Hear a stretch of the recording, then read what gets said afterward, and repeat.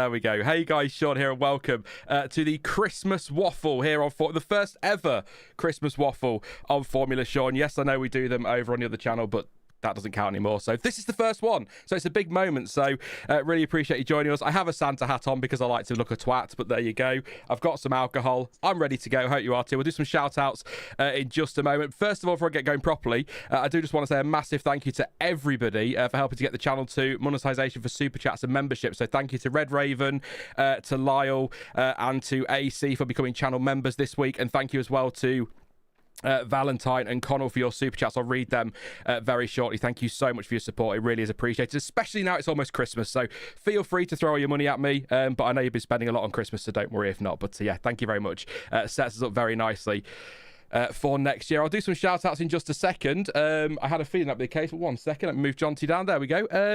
Hello, Jonty, mate. Merry Christmas. Are we working? Hello. We are working, I think. Yes, we are. That's fine. How are you, mate? Yeah, we are. I'm not bad. How are you? Are you all ready? Is the tree up and all of that rubbish? Yeah, I've got to say... Oh, you've done... I've got to say very quickly, I was looking at bar humbug hats, and I'm glad I didn't get one now because you've got one. Yeah. And that would have been it would have been like we planned it. So, yeah, but it is kind of perfect. Yeah, the tree's up. Presents are all wrapped. We've got the alcohol ready, so we're ready. We're ready. Yeah, I'm sorry you can't see it very well, but the camera's struggling to cope with everything. It's got the white band, so it's washed out. Like, there you go. Yeah. Just pull a grumpy face at random times through the screen and just point at the hat. Yeah, I mean, I was going to shave, but because the beard makes me look like 15 years older. But then it's Christmas, so something vaguely Santa-y. Yeah, dye it white. It's fine. It'll be all good. Let's do some shout-outs in chat before we get started. If you've never been to one of these before, by the way, you know how our streams tend to be quite waffly. Brace yourself. They get worse. Hey to Michael, who says, I'll be driving when you start the stream, so I'll be listening, but have a great show. Thank you very much, mate. Hey to Max, says, how very festive, even Stoffel in the thumbnail. Stoffel in a Santa hat, the Photoshop on this channel. Hey to Connell, says, hope everyone is well. Connell also with a super chat says, thank God this is now monetized. What's their best Christmas themed driver name or team name you could think of, apart from stocking Van Dorn? We'll come back to that. That's a cracking question. Hey to Belodi. Hey to Sam Chats Motorsports, says, hey Sean, been a while since I've been a live of yours. But been here since 2017. So good to see you being successful. Thank you very much, mate. Appreciate your support. Hey to Pascal, who's just about finished drowning his sorrows after Sauber's exit. Good afternoon, Sean and chat. I hope everyone is well. Nothing better than a waffle about F1 on a Sunday afternoon. Hey to Fud as well. Says, waffles for Christmas? Sure, why not? But what festive topping? Booze. Dex says, YouTube's notifications working. This is a Christmas miracle. Professional Moron says, yo, yo, yo. F1 chat, woohoo. There you go. Hey, Lee. Hey to Kaori, says, morning, Sean and chat. Hey to Alfie as well, says, hey, good to hear the live waffle, but I'm going to join late, so catch you in a little bit. No worries at all, mate. Hey to Navi Pants, or Felice Navi Pants, we'll call him today. It must be the Santa hat, but if I squint, Stoff and Sean look alike. Well, I mean, you know, I am. Yeah, my body is just like his, of course. But yes, there you go. Thank you for joining us. It's going to be a lot of fun tonight. We've got a naughty or nice wheel set up, so that should be fun. We'll do one of those in a moment. But I think actually, Jonty, we tried to kind of keep it light on these. We've got to start with quite a bit of news this month since the season finished, one way or another, with confirmation that Lando Norris is taking the number 1. Good lad. Max Verstappen is going to be running the number 3. Fair enough. And Helmut Marko's been sacked. Yay! I'll ask you the question. I feel like your reaction is going to ruin the answer. Are you going to be sad to see him go, Jonty? No. Not remotely. Not in the slightest. It's anything as it's Christmas, anything positive to say? I mean, young drivers that he's brought through, you know, he's the part he's played in that is all right, but he's also managed to destroy more than a handful of careers, hasn't he? So I mean, you know, swings and roundabouts. Yeah, I mean, you have to think that those young drivers would have come through anyway. Yeah. Well, Seb Vettel, yeah, he didn't single-handedly create the Red Bull Young Driver program. He didn't run it single-handed. Yeah, he just kind of figureheaded it. So, yeah, be gone. Don't come back. I think it's a role that I think Seb Vettel would sit quite nice in, by the way, in that Red Bull advisor role with young drivers. Yeah, but we want Vettel in a different role that's currently uncontested. Driver. No, FIA president. Yeah. That was the other thing. Yeah, Mohammed Ben Sulayem got re-elected, didn't he, in a completely, totally transparent and democratic process. That was the other news this month. Yes. I'm sure there was something else quite big this month that was needed to be spoken about, but if not, then we'll talk about it in the new year. But yeah, it's I don't know. Stuart made a point out, Jonty, in the race reaction to Abu Dhabi. He said that with Horner going and others as well, it feels like we've come to an end of that old school firm hand boss approach, apart from Alpine with Flavio Briatore, and we're moving to more of an engineer, having more power and more understanding of running teams and things. And sort of then seeing Marco get the boot a few weeks later, you think Stuart might have been pretty spot on with that one, actually. A whole new era, certainly at Red Bull. Yeah, although I wouldn't call Briatore sort of the firm hand kind of boss. He's more of a mob boss. Backhand. Yeah, dodgy dealings under the table. Yeah. Trying to look good on the surface whilst engaging in really nefarious stuff, like Al Capone. You know, everyone knows about Al Capone. But very few know that he set up tons and tons of homeless soup kitchens. But how much of that was a tax write-off, we will never know. Alpine Capone. Oh, God. And with that, That's we'll end two it right bad there. puns. That's two bad puns you've done already, and then before I've done any. That's not normal. What's going on? It's the T-shirt. It's rubbing off the box. It's just, that's all it is. Connell says, I'm so happy how Marco is gone. He's a more useless figurehead than Santa or on Coke adverts. I read that as Santa on Coke and missed the adverts bit, so I was sort of thinking where you were going with that there. I thought it could be quite a laugh. Certainly better than this year's AI-generated Coke advert, which was absolutely dreadful, if anyone hasn't seen it. But yeah. Oh, it was hilarious. What's the matter with you? It was, I mean, yes, it was terrible, obviously, because Gen AI, but it was hilarious how it's, I think, something like 13 different configurations of lorry. 13? In like 60 seconds. Something like that, yeah. Jesus Someone actually did a diagram with all the different types of truck it is. That is so bad. We are going to take loads of your questions through the stream, but we're also going to be doing... should we do a naughty or nice first, Jonty, just to kick us off and warm us up a bit, do you think? Yeah. I get to press my button now to show you the wheel. I was going to get Michael McIntyre in for this, but then I realised you really don't like him, so probably not the best idea. Yeah, he was just going to do a random number generator, but I suggested this because it's totally cheesy 80s game show. I haven't got any sound effects. It does sound effects, but I haven't set them up volume wise, so I could turn them on, but I don't want to just deafen everybody and burst eardrums as soon as I press the button. But what we'll do, I've got a list in front of me as well that I can put in there. I'll spin the wheel, it'll pick a driver at random, 21 drivers this year, all listed in the order of championship finish, hence Norris first, Doohan last, although that looks like the wrong way around, but anyway, whatever it lands on, we will discuss whether we think they've been naughty or nice, either based on their actions this year, their performance, or just because we don't like them. And then we'll put a poll in chat for you guys to vote for your favourite, basically. I'm gonna turn the desktop audio on and see if this isn't too bad. If this gets too loud, let me know. But should we spin the wheel, Jonty? I feel like we needed a catchphrase for this. I think Michael McIntyre says a 1 in 3, who's it going to be? But a 1 in 21, who's it going to f1? Yeah. That was what I went with. You spin the wheel, Stroll it. Oh, come on! That we started with the world champion, Lando Norris. I mean, this is random. I've not set it to be anything else. I don't really think there's a lot. Where do we start with Lando Norris? I mean, first things first, world champion, so that's got to put him on a point in the nice column, surely. But a lot of mistakes this year. Ran into his teammate in Canada. That's got to be a mark against him, maybe on the naughty list. But it'd be a bit harsh to put the newly crowned world champion on the naughty list, wouldn't it, Jonty? Or have you got a very, very good argument for it? No, I haven't. I think he goes pretty firmly on the nice list.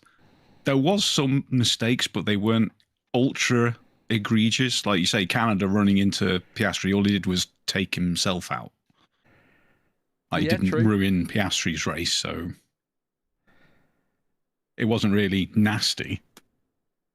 And the way he turned it around at the end of the year and just thrived under the pressure, which was very, very unlike him. Yeah, definite nice list. Just sort of turned up, didn't you? At the end of the day, just decided to turn up suddenly and perform, and you were sort of like, okay. Because after Zandvoort, it looked like Piastri had it all done and dusted, realistically, because Max wasn't really in it at that point, was he? And then Norris was flapping all over the place, and then it all sort of fell apart. You could, if you wanted to be a bit, petty, you could put Singapore on the list, but, his options there were running to the back of the into Max or swing to the right and hit your teammate, but there was nothing deliberate in that. So I'll start I think I know where this is going to go, but a nice easy start really with Lando Norris. I'm looking forward to getting to Lance Stroll. I think I know which way that's going to go. But yeah, no, I think I'd put him on the nice list for Lando. So get your votes in the poll. We'll leave that up for a few minutes, and then we'll come back. I will remove him from the wheel. Farewell, Lando. Merry Christmas. And we'll come back to that a little bit later in the stream once you got your votes in. But I can't think of any reason to put Norris on the naughty list other than he called me a dickhead once. I mean, that's, I've got to move on from that. It was set like 6 And years ago. that was in fun. That was in fun anyway. So. Yeah. So and he's right. Let's be honest. He's absolutely right. So yeah.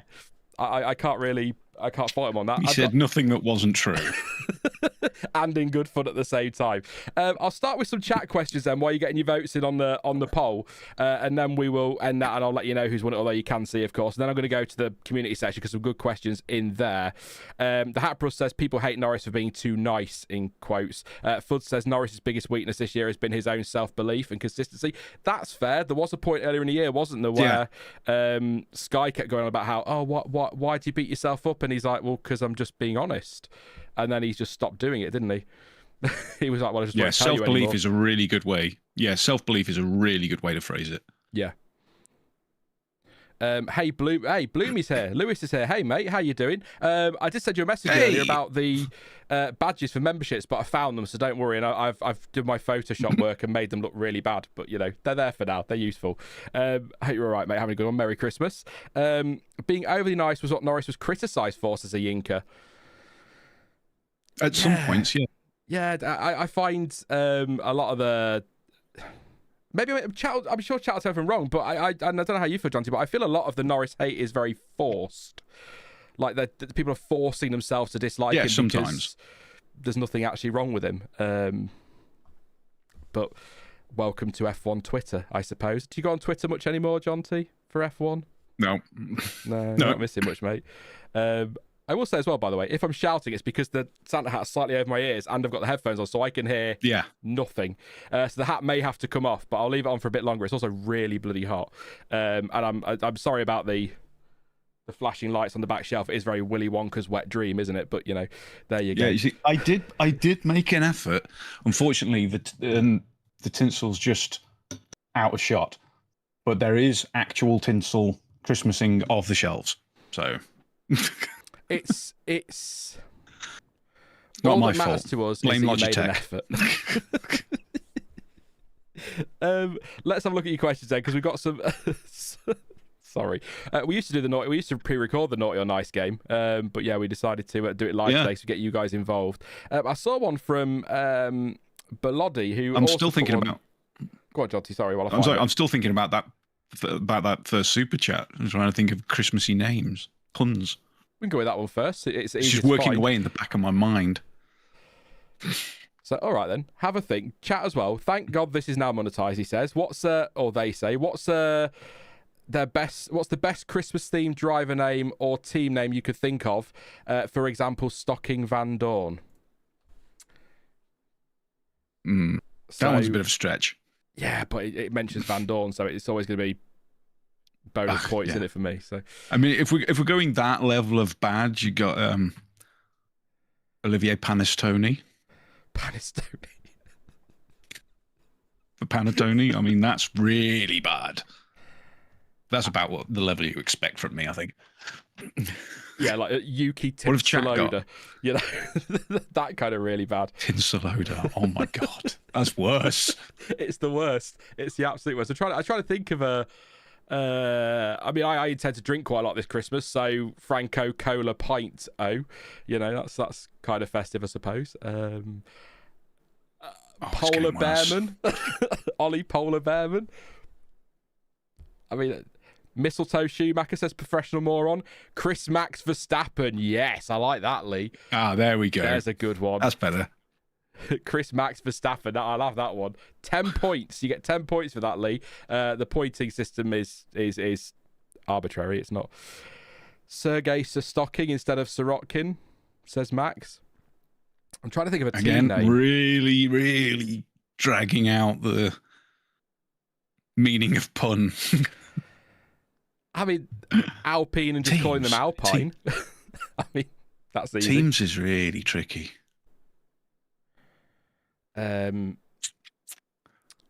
Fustercluck Ferrari. No, that's not Christmas, is it?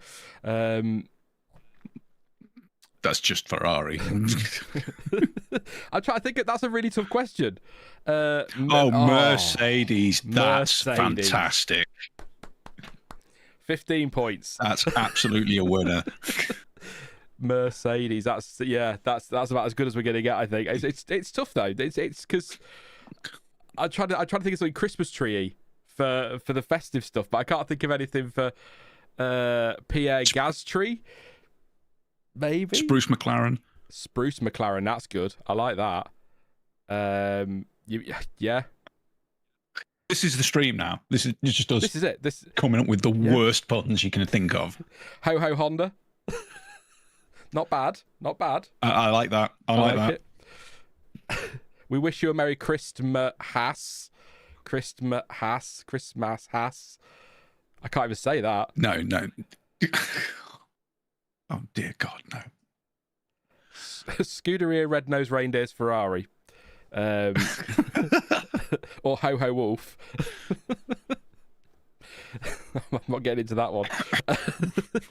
I'll have a think because there'll be one that'll come to me randomly and I'll be like, that's the pun. That's the pun of the stream for sure. But Bellotti did ask, and Bellotti's got one in the community section later that I'll have a look at as well. Says, when was the last time prior to 2025, if ever, that the 10th place or last place team got 22 or more points? I seem to think that isn't this the highest scoring last place of all time with Alpine? Probably, yeah. I believe. So yeah, I think it's got to year. Be. Even if you apply the current point system going back through all the previous years, I still don't think you'd get anywhere near this.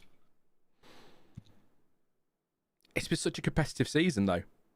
So even for a team like Alpine that have struggled, there have been weekends where Pierre Gasly, maybe we'll discuss this if he crops up on the list, but where Pierre Gasly even has just come out and been a poor one weekend and then suddenly top 5 in qualifying the next weekend, and it's been such a strange season. But it's why we're off on a tangent now, but it's why it's such a shame they're resetting the regulations, because another season of this, but even closer next year, would have been unbelievable. But then I guess cars are closer, less of a performance advantage or difference means that overtaking is tougher, so you get less of that. But I'd rather have close racing than just an overtaking fest all the time. But Yuki Tsunoda says Bloomy. That was obvious. Yeah. How do we miss that, Jonty? Yeah, we should have got that. Mattia Bin Grotto says Warner's End. Not bad. I like that one. That's stretching it. You'll like this one, Jonty, from Golf Balls. Chestnuts roasting on an open-fired Horner. That's just a fun one, just for mocking him. Connor and RB Pun says, all I want for Christmas is Hugo Boss. Yeah, not bad. Connor says Oscar Mince Piastri. That's their sponsor, isn't it? Yeah, Mince Piastri's not bad. Not great, not bad. No, Jonty's not impressed. I suppose the best driver one doesn't come from F1 because you've got Noel Leon. His name is literally Christmas. Yeah. Although I'm not sure if his parents are genius or evil because they specifically named him that, so his whole name was a palindrome. Yeah, either makes you the coolest kid around or you're going to be bullied into the grave. It's one or the other. There's no middle ground there. Are you sure it's not just both? You're so cool, Punch. Keep the puns coming. I will read them out randomly through the Frankincense Williams. No, the Franco Sense Colapinto was better from earlier. Who was that? Franco Sense isn't bad, yeah. I can't remember who said it. But it was good, whoever you were. Well done. Blew me again, obsessed with snow. Fernando Alonso. No, it was Haprust. Of course it was. Haprust. It'd be about right, yeah. I believe that. Keep your puns coming. Get your questions in as well. We'll not do any specific Q&A section. We're just going to keep coming to you in chat. You are very much in charge tonight. It's your stream. It's your Q&A. So you ask anything you want. It could ideally F1 related or motorsport related, but you can call it pretty much any way you like to. We're pleased with that. We'll end the poll. Thank you for the votes. Not surprised here. 85% of you going for Lando Norris as nice and 15% saying naughty. Intrigued by the naughty argument there. I'm not Not sure I spot it, but then I'm a biased Brit, so what do I know? Oh, Bloomy's on one again. Gabriel Borboletto. Oh, yeah, that's good. That is very good. Alan Frost. Oh, yeah, that's another good one. Oscar Piastri. That's good. I like that. Professional that's the first tree. Yep, I like that. Yep. And Father Chris Massey. Well, you certainly gave Max a present a couple of years ago. We're not doing that again. We nearly ended up in an argument last time, Jonty. It's not happening. We're not going down that road. That's going to be the spike of your most watched bits in the replay. Recommended to Massey haters, which is most people, to be fair. People are going to hear that straight to the comments. I mean, look, I'll say it again, I'm not being funny, but, you know, we did warn you all 2 years before it happened that he was completely out of his depth and he was going to do something really stupid. So, you know, just saying.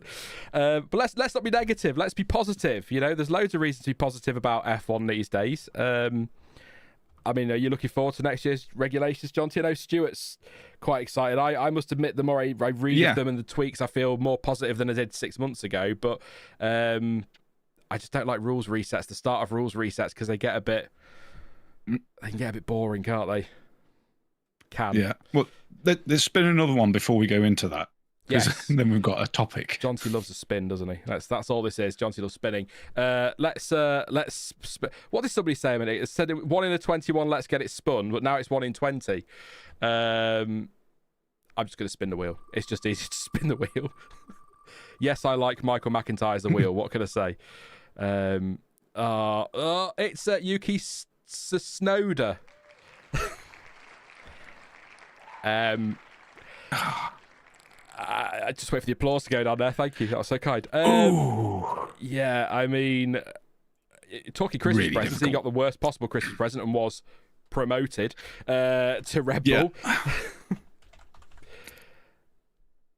That's honestly a difficult one. His season's been dreadful, so naughty for his season. It's been awful, but has that car be where it needed to be? Probably not. You know, a lot of people still try and defend, they're just bad drivers, they're not as good as Max, but how many are we on now? If you look at the whole range of drivers who've come in and done nothing with that car, you've got Gasly. What is it? Gasly, Albon. Perez did more than most. Perez towards the end was pretty poor. Yeah. Lawson, Tsunoda. Lawson? He didn't have a lot, but it was still, and like all of them are just. It's kind of ironic that you know who the best person in that seat has been? Max. Daniel Kvyat. No, that's fair. No, that is fair. I suppose that is actually Max's seat. Oh, true. Yeah. No. Yeah. True. He was given the boot to make way for Max, but despite having, he was still ultimately the second driver and he'd probably been the best second driver they've had in 10 years. What happened to my voice then? Jesus. Yeah, it's still going to have to be naughty, though. It's just such a bad season. And we all like Yuki. Yeah. He's fun, he's pleasant, and he lost his seat, which is really, really harsh. Like, yeah, sure, you want to promote Hadjar? Fine. Drop Yuki back down to the racing balls. What the hell are you bringing Lindblad in for?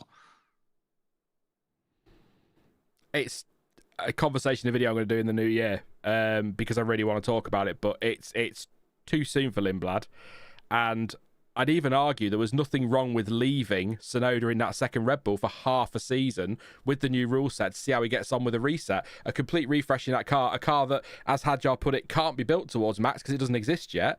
Let's see what Yuki could do for the first half of the season. And if he's still diabolical, then you put Hadjar in and put Tsunoda back at Racing Bulls for the season and let Lindblad mature in F2, because if he makes some of those mistakes he made in F2, he's going to be an absolute menace next year on the grid, which I'm kind of here for, I'm not going to lie. But yeah, I think there's been some moments for Tsunoda, some bad qualifying moments, I say some bad qualifying moments, all bad qualifying moments. Was it him that made the move in Brazil where he was completely out of control and just slammed into the side of Stroll for no reason?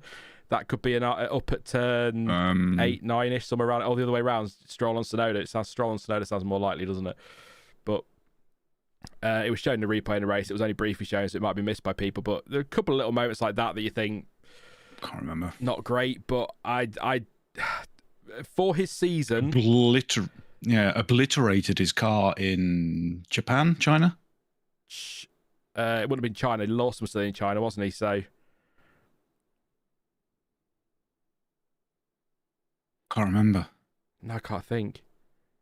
But I think, yeah, for his performance, naughty.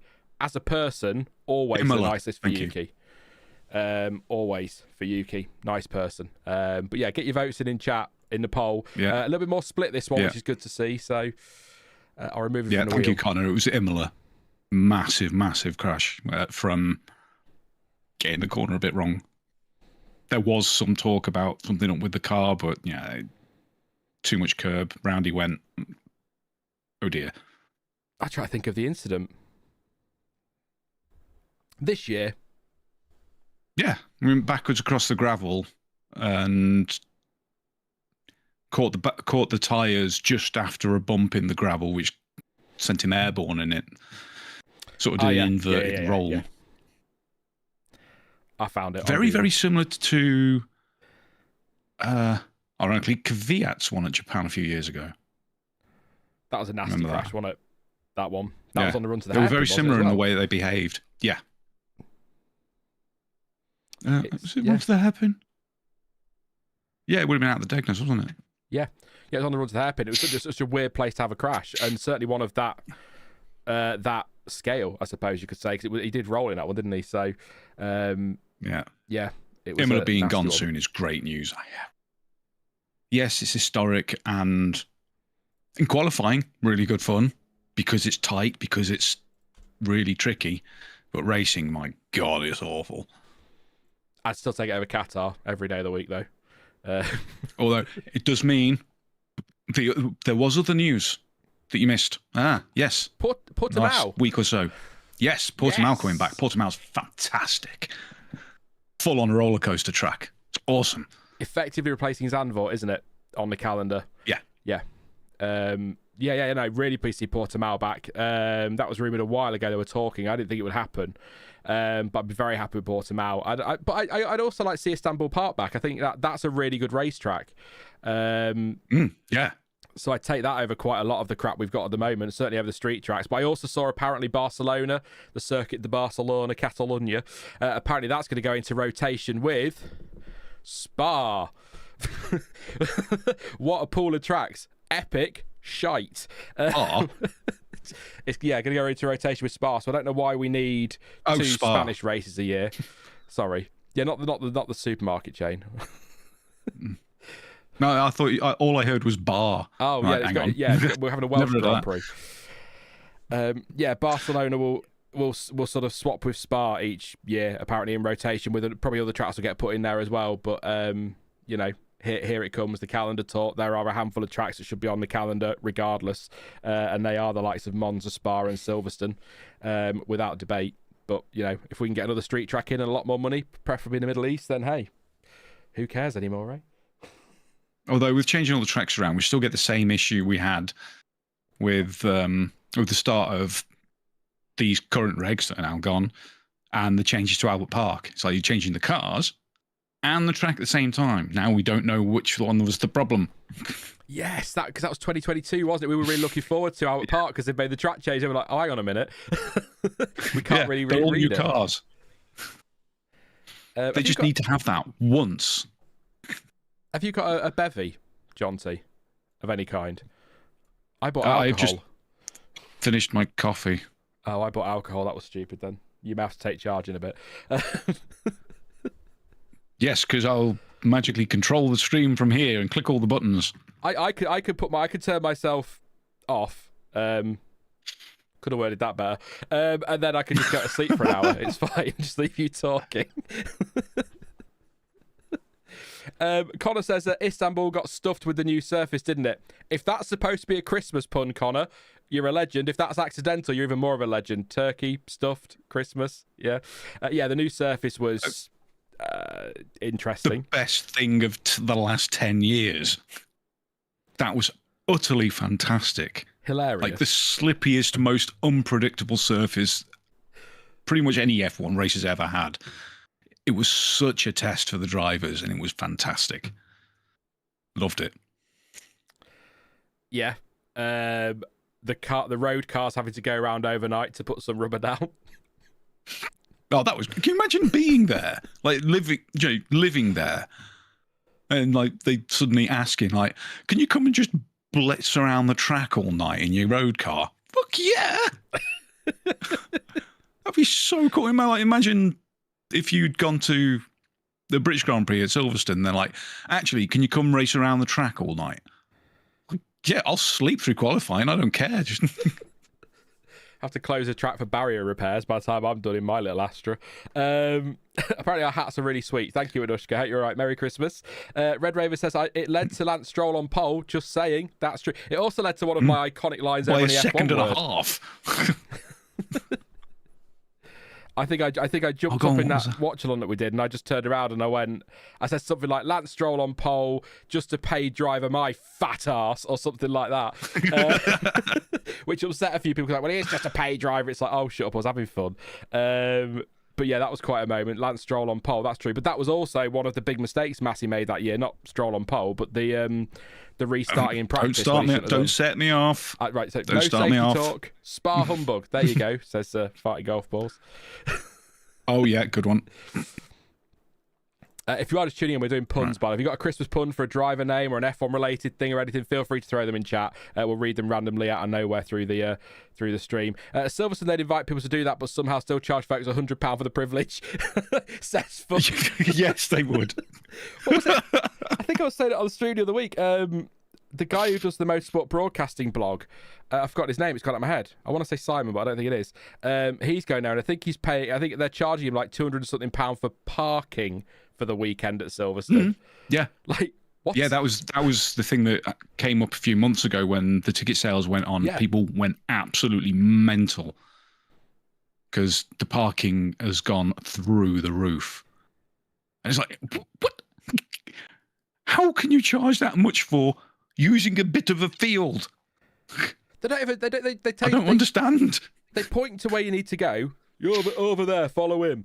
And then, because they're all from the north, and then you get in. Then you park your car, you lock it, and then it's not like they've got people. It's not security walking around checking your car, and you still get the signs of your car is left here at your own risk. And you're like, well, hang on a minute. If I'm paying 200 something quid, I want somebody stood at my car making sure it's okay, please. Yeah, shocking. But it's all just a money grab because people will pay it. Is that supply and demand? Yeah, that's the thing. Yeah, people pay it; they can charge what they want.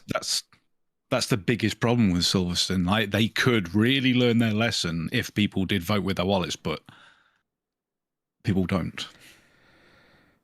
Yeah, there will always be 10 people to fill up that one slot, which is a shame. That's the problem. It's what, like, this is a little bit of a tangent, but also relevant. People talk about, fans boycotting Manchester United and not buying season tickets to get the Glazers out. The problem is there are thousands of people in the queue. So if you don't buy your season ticket, somebody else will. So what's the point? There's just no point to it, is there? So, thank you for your votes on Yuki Tsunoda. It was close. I'll give you 10 seconds to get any more in. Yuki Tsunoda, naughty or nice? 48% naughty, 52% nice. So like us, they're a little bit split on that. Not sure what to say on that one. Hey, Will. How you doing, mate? Do you like the Santa hat? FP1 Will's here. Good lad. Hope you're all right, mate. It says Merry Christmas, lads. Merry Christmas to you. Hope you're ready. I'm drinking, so you might want to stick around for another hour. Let's see where we end up. I'm on spirits as well, so... I'm done after today for Christmas. What the hell are you drinking? Me? Apple Jack Daniels and ginger ale. No, honestly, I thought that. Trust me. Wow. Ginger. Ugh. Disgusting. It's amazing. Trust me. I'm ending the poll. 48-52. Naughty. Lost. Nice. So nice. We went naughty. You went nice. So there you go. Even split as a community. That's terrible. Yeah. It's difficult. No, that even split is pretty much sums up his season. Some people thinking, some people thinking good. That's pretty fair. Yeah. Sums up his season. I'm just going to check something super quickly. Bear with me because I'm really harsh here and I don't care. I'm only doing it because Will's there to show off, I think. Oh, no, not quite. I was going to say 25 votes is more than he got points, but it wasn't. He got 8 more points than he did votes. There you go. So at least he scored better than he did there. So, yeah. It is the Brexit vote, yes. Did you want to tackle Brexit on this stream, Jonty, or is that one for another day? Well, I mean, famously, nothing can possibly go wrong with a vote split 52 to 48%. MSC Bar says, sorry, can't stay right now, but gave an immediate like as you deserve it. How great to see Christmas Waffle stream. No worries, mate. Thank you very much for popping along. Merry Christmas to you and yours. Hope you have a good one. Fud says I should pour myself some of the caramel rum I bought the other day. Caramel rum? Wow. Golf Ball says you're looking for F1 jokes. I suggest MBS. And Red Raven says, let's go with nice but possessed by an evil now exercise spirit. Here is hoping for a good career for Tsunoda. I think Yuki will end up somewhere. I've got IndyCar in my head this week for Yuki. I don't know why. That could be possible. Or WEC. I could see him going into a Toyota hypercar. He's still got ties to Honda? Which would be awesome. He must still have his Honda ties to a point. Yeah, surely he has. Could be something there then, so yeah. Well, that could be a foot in a door at a team in IndyCar because the engine manufacturing is split between Chevy and Honda, although that's only lasting 2 more years because they have a new engine coming in 2028. Tricky. That all meant nothing to me. Could you tell by my face? Yeah, that's because you don't watch the good racing series. I watched Formula 2, which is a great racing series, but also the most pointless championship in the history of motorsport these days, because if you win it, you're guaranteed not to make it to F1. So what's the point anymore? Nikita Marzipan, says Michael. I suppose marzipan is festive, isn't it? But I eat marzipan any time of the year. Well, you get it like under the icing on a Christmas cake, but Christmas cake's disgusting. So Stollen's marzipan, isn't it? I love Stollen. Is it? Yeah, I'm sure Stollen's marzipan. Red Raven, you're German. I wasn't meant to come across as an insult. It's Stollen's marzipan, isn't it? Stollen. I think Stollen's German and marzipan. Possibly. He'll tell us, I'm sure. I have no idea. Mick Schumacher and Yuki Tsunoda IndyCar could be tasty, says Pascal. Oh yeah, Mick's going for that, isn't he? Or is he in it? I can't remember. This last month has just been a bit of a blur. Anyway, this year's been a blur, mate. Spin. this year's been a blur. I keep making the joke. I only feel like I've just finished washing up from last Christmas, and we're 4 days away from the next one. Yeah, true. The wheel is here. We need to speed this up because we've done 2 in 40 minutes. We're definitely not doing 20. We're definitely not doing 21, but I want to get a good few in. So I can't think of any more. It's a 1 in 19. Spin it. As close as I'm going to get. Oh, I thought we could land on Hamilton then. That would have been fun. It was nearly Kimi Antonelli. It's Alex Albon. I realise I'm spoiling this for you, Jonty, because you're on delay. Mm-hmm. I've ruined it for you. But yeah, it's Alex Albon. Yeah. He's our latest spinner. Or spinney. First half of the season, nice. All day long. I think he was burying Sainz, wasn't he? Absolutely fantastic. And it looked like... But not for too long. Yeah, then we got the second half of the season. It all fell apart for him. But no, I was impressed with Albon in the first half of the season. But I kind of... Alex Albon's a bit like Yuki Tsunoda in that I haven't really got a bad word to say about him as a person. So it's sort of difficult to say. I don't know. I'd probably say first half nice, second half naughty. I don't think there'd be too many incidents between the teammates. They seem to get on well, so there's nothing to go off there. He was the driver who, for much of this season, every time I read the table at the end of a watch along, I'd have to do a double take to just look at how many points he scored and gone, there's no way he's done that. So I would lean towards nice for Alex this season. Just first Yeah, half. with Definitely. the two halves being so different to each other, it's very difficult to put it on the driving. So I'm going to just ignore the driving and say nice because horsey. Horsey. Yeah. Oh dear, chat. What have I forgotten? Sean doesn't know anything about Alex Albon and his pets. Oh, his pets. I thought it was a nickname he had or something. That's like, what's harsh? I'm sorry. I know he's got a lot of cats, hasn't he? Yes, and the main cat being Horsey. Oh, there you go then. Because of course you would name a cat Horsey. Why not? You would.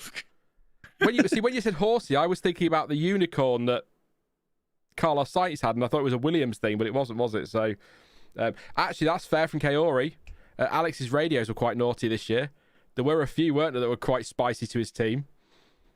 Yeah, true. So that's maybe a vote in the naughty column there. Will says outraced Sainz 14-0 in the first 14 races, I believe. Yeah, and then he kind of got done in the second half of the year, didn't he? Which was, I mean, I always thought it was going to be close between those two this season, but I thought it would be close all season, not Albon dominates the first half and Sainz dominates the second half. It was really weird. Yeah, the unicorn called Sparkles. That's it. There we go. That's where I've got mixed up. But yeah, also to let you know, Red Raver says that Stollen is an abomination from Bavaria. I don't want to get involved. So not a fan. Just a little vibe there I'm getting. So yeah. So that's Alex Albon. Get your votes in. The polls up there. Naughty or nice? I'm saying nice. I don't know if you're. Did you say nice, Jonty, or did you not pick? I can't remember. Yeah, it's been 3 minutes. Yeah, so. I couldn't pick on his season in Formula One, so I just went nice because of cats. That's fair. There's not really a lot to say. Yeah, I was hoping for a few. It's more the internet in 2025. Yeah, it's the internet in 2025, so we can ignore the actual facts to make a decision and just go on vibes. Oh, he did not. No, sorry. I've read Red Raven wrong. He said if it's an abomination for Bavaria, I don't want to get involved. I missed the if. It's because you've got a helmet next to your name now. It confused me.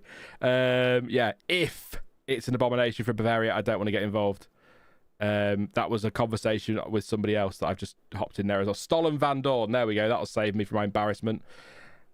But yeah, no. The reason I started linking to Germany immediately was because obviously it was sold in Aldi when I worked there, and I'd never heard of it before, and I got a bit addicted to it because it was a bit tasty. Aldi, ALDI, not Aldi. Apologies for the accent. Let's do a couple of questions from the community tab while we're waiting for your votes on that poll there.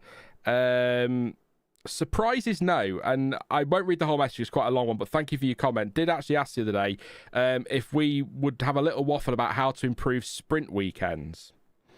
They've tossed around the idea of making it a more constructors focused event with mandatory pit stops and the fastest pit stop getting a point, and then a team's driver finishes average out, and that's how they distribute points rather than on where they actually finish. But it got a bit complicated. But just a general conversation on what you do to improve sprints. I would improve them immediately, and it's the easiest thing to do.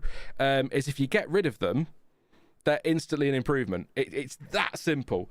However, we're stuck with them because they were trialing them and all that. We're stuck with them until further notice, and they're going to be more of them. Apparently, up to 10 is the way they want to go with them for the season. Because Jesus Christ, yeah. But yeah. Because longer, every pit stop in them will do. Yeah, every series needs 35 races a year. Yeah. Now, if we are stuck with them, they're not going to get rid of them, even though that would be the best way. Now, I still maintain. I mean, how long have I had this idea now? Since they came in, of the relay race, the team race. Only 10 cars start on the grid. One from each team. You do however many laps, and you have like a 2 or 3 lap window where they have to come in, and when they stop, the other car goes. So there's no drivers' points whatsoever. There is only constructors' points, and it's about where they finish based on the performance of both drivers. Simple. That makes so. Based on that, then you'd have a situation where Max starts the race for Red Bull this year, the season just gone, leading comfortably, and then Tsunoda gets in that car or in his car and goes out crashes and falls through the order. So it also makes it more team focused, doesn't it? Like they were saying, surprises no were saying. So it is more of a team focused thing. But the problem with sprints is that there's no strategy, and F1 needs strategy. Otherwise, it doesn't work. 'Cause it's not a sprint format. The cars aren't equal. There needs to be some sort of. So even just extending them and introducing strategy, pit stops, 1 or 2 mandatory stops. 2's maybe a bit much for a shortened race, but just would make it more interesting. And I think that. One thing I was pleased to see this year, just on a sort of on topic, but a little bit off to the side. Is that when we had, I know it was because there were 3 cars in the wall, but when we had the crashes in Brazil, they red flagged it rather than sending out the safety car. I think all sprint races, if a safety car is needed, it should just be a red flag, because otherwise you lose half the race behind a safety car. That's an aside anyway. But I think just adding some sort of strategy or strategic element to it. So I suppose a relay, you're adding that strategy, aren't you? Because who do you put in that car first? Is it a track you can overtake on? So do you get your weaker driver out of the way first and then put your better driver in so he can get some overtaking done? Or if you've got a driver who's really good at defending, do you get your best driver to build the lead and then get your defensive driver? I think that'd be a lot of fun. So I think that's a much better idea than what we have, and a much better idea than... I'd even argue that's a much better idea than scrapping them all together, actually. That sounds like a hell of a lot of fun.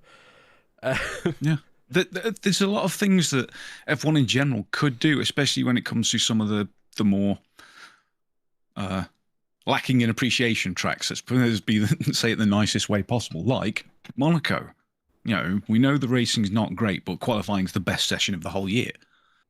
So just do more of that. Give them a 5-lap time trial where they've got to be absolutely on the limit, 5 laps with the tyres dying. And it's the full time from that, not just 1 lap, 1 car at a time. Really seeing what the drivers can do, because it is, I maintain, the only track, well, the only session in Formula One at the moment when the driver can make a difference. Yeah. Yeah, Monaco, it is the driver, isn't it? It's not. It's rare, but they can. Yeah, there's still a hell of a lot of car, but a driver can make a big difference. Nick likes the 5-lap qualifying time idea. Well, I mean, I'm thinking more. I'm honestly only thinking about this from the viewer's perspective. We all know how awesome it is watching them grazing the barriers, but imagine they've got to do it for 5 laps consistently. One screw up, that's it. Well, no, sorry, I'm getting my words mixed up. No, 1 screw up, you're not screwed, because you've still got time to make it up. Yeah. You can still minimize the damage from going wide, a locked brake. It, again, puts it all on the driver. I think that's my biggest complaint with Formula One as a whole of the last 10, 15 years. It's too much towards the car. As we've seen with the struggles at Red Bull. Yeah. As if they're like a frigging case study in it. It's always going to be, there's always going to be that element to it in some way, isn't there? You have a bad car, you're never going to do well. But I know you say it shouldn't all be on the car. But then the debate, we're sort of wandering off again here, but because you brought it up, but the Red Bull situation, you say the case study. My problem is it's difficult. Max Verstappen's an exceptional talent, whether you like him or not, and a lot of people don't like him. He's an incredible talent, one of the all-time greats. But is it that he was just very good in that car this year, and Yuki Tsunoda was just bad in a car that didn't suit him? Or is Yuki Tsunoda just a bad driver? Or is Max Verstappen just that exceptional he could drag that any car to any result? And that's my problem with Red Bull this season, when people sort of say, what's Yuki Tsunoda's problem? And I think, well, the car's bad. But then Max Verstappen won comfortably most of the races in the second half of the season. So the car can't be bad. But is that just Max? Is that the team gearing towards him? Even though I think that when McKees came in, it'll always be McKees now, I have to call him that. He sort of did move things towards Yuki a bit more and supported him more. I can't ever work out, was it that Yuki was just that bad as a driver? Is it the car that didn't suit him? Do you know what I mean? I can't. You said case study now, so now I'm thinking, how can we break that down into, is Max just that good and Yuki's that bad? But Yuki's not a bad driver. So how did they get the two cars so wrong? Was the team completely geared towards Max, or was that a myth? No, it's a little bit of all of it, I think. Yeah, I hope that makes some sense. All of those, I think it's all of those things, but with a negative feedback loop to them. Yeah. So it is a car that's geared towards Max's style, and then you've got Max being, a generational talent. Then you've got Yuki not being a bad driver, but he's certainly not, top 10 on the grid driver. And when you put all those together, the difference between them grows massively, and that makes it look a lot worse than it is. So every little step you go down, it just makes it look worse and worse and worse. We know from Albon that Max likes the car so on the edge that only he could drive it, says Connor. Mm. The thing is, though, and Red Bull got a lot of criticism for this, didn't they? If you're gearing... But if you've got Max Verstappen and Yuki Tsunoda, or Max Verstappen and Sergio Perez, or, I don't know, Michael Schumacher and Rubens Barrichello, who are you gearing the car towards? Come on. Of course you're going to gear it towards Max Verstappen. It's Lewis Hamilton at his peak at Mercedes. Do you gear it towards him or Valtteri Bottas? Really tough choice, that one. So, the Bottas slander has started a little late today. I apologise. So, we don't like it, and we don't have to like it, and we can argue about it being not fair all we want, but you'd be a fool not to say it's perfectly understandable and reasonable. That if who's going to get your points? This guy or that guy? Build the car for this guy. Yeah. Nick says it's nonsense. Newey does not design cars for one driver. Well, then the argument there then is that Yuki Tsunoda is just shit. Then, surely, if Newey hasn't designed a car towards one driver, or at least the team haven't refined that car towards one. Because if you go back to the start of this rule set, Perez wasn't that far off. He was still behind him, but not that far off Verstappen. So when the car, so Nick might be right. When the car was first built, it wasn't built towards Max. But then as that car was refined and developed, it naturally went towards Max, because if you're going to pick a driver to back, as much as I love the guy, you're not going to pick it to back Checo. And it wasn't, and this is also an important point to make, it's not all Newey. Newey will design a car, but then you've got Pierre Vacher and co. having their say. There's a whole team around it that will then refine that car, develop it, and that's how it's ended up towards Max. But he had to come back against...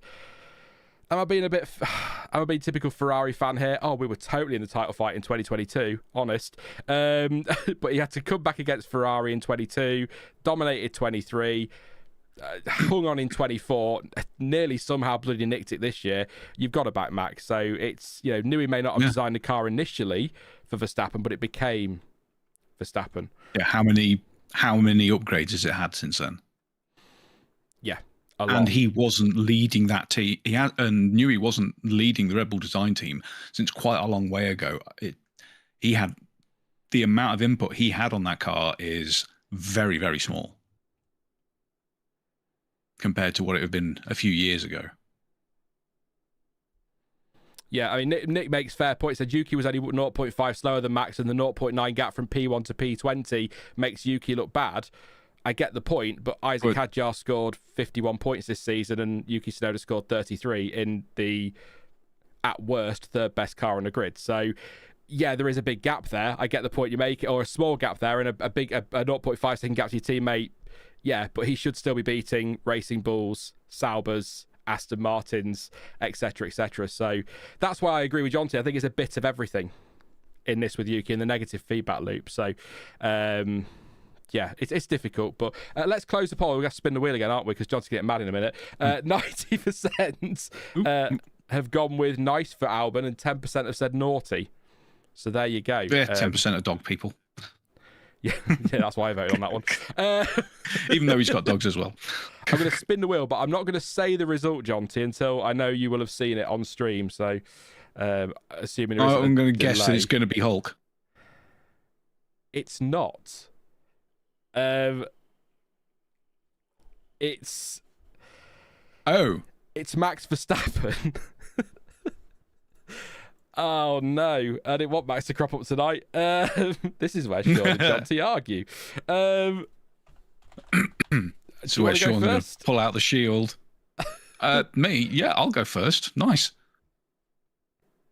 Really? He had one. Yeah, he had I did one. A double take.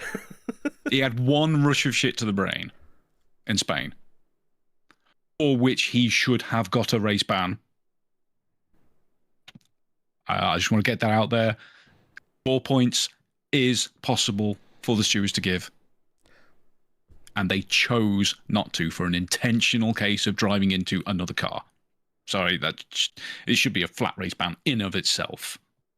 But they deliberately worked their way around it. And Brundle actually called that out for once. I think that's the only thing. The 4 points. That's the only thing he's got against him next year. Yeah. It's the only thing he's got against him. But the 100% race ban for that incident, no. Like I say, for the 4 points argument, I agree. They have definitely tried to work a way not to give him 4 points there. But I don't think that one incident warranted a ban on its own. If he'd been on 0 points, they're giving him 12, for example, for that would have been harsh. Because I think we've all wanted to run into George Russell at some point. So certainly at that time of the year, they were getting a bit spicy. Yeah.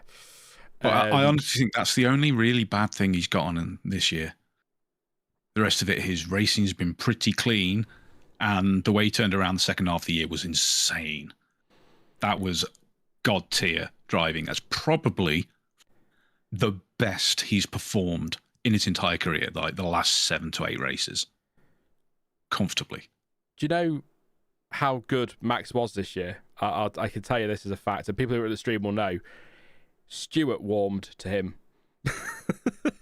That's how good Max was this year as a person. Stewart warmed to him, and he really wasn't a big fan of Max Verstappen's personality, was he? So, yeah. I will also say one big tick in the nice box for Max as well. I'm biased, so I can't really have a view on this. I'm always going to say nice. But one big tick is that he, potentially controversial take, he made the championship fight interesting because... More interesting. Whilst we had the curiosity around the McLaren battle, because the team seems so hell-bent on managing that for ridiculous reasons, because they think that we live in a fair world and F1 is fair when F1's never been fair, it kind of took the edge off that championship fight for me.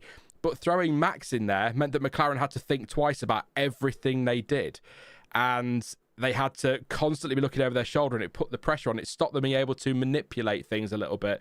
Manipulate's maybe a harsh word, but I couldn't think of the word I was looking for. Manage things in the way they were earlier in the season. So, although they still did it at Monza, which Max's team radio this year as well, by the way, has been exceptional. That Monza team radio, they swapped them for a pit stop mistake, and they just laughed. That was everybody watching F1 at that time.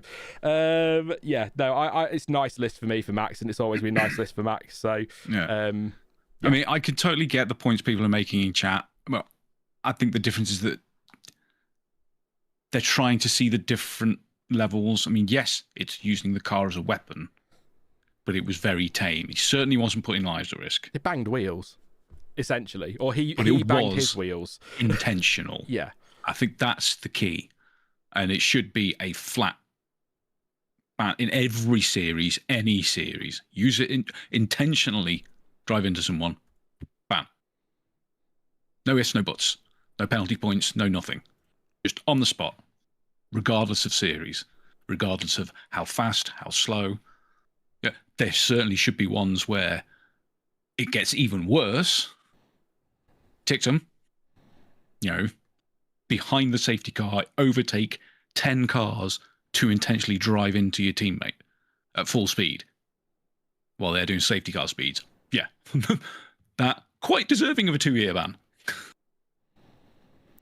There are different levels to it, but there are other ways. Fuds, that would be the one and only Pastor Maldonado after one of the qualifying sessions against Hamilton. Yeah, just swiped across, took off his wing, and nothing happened.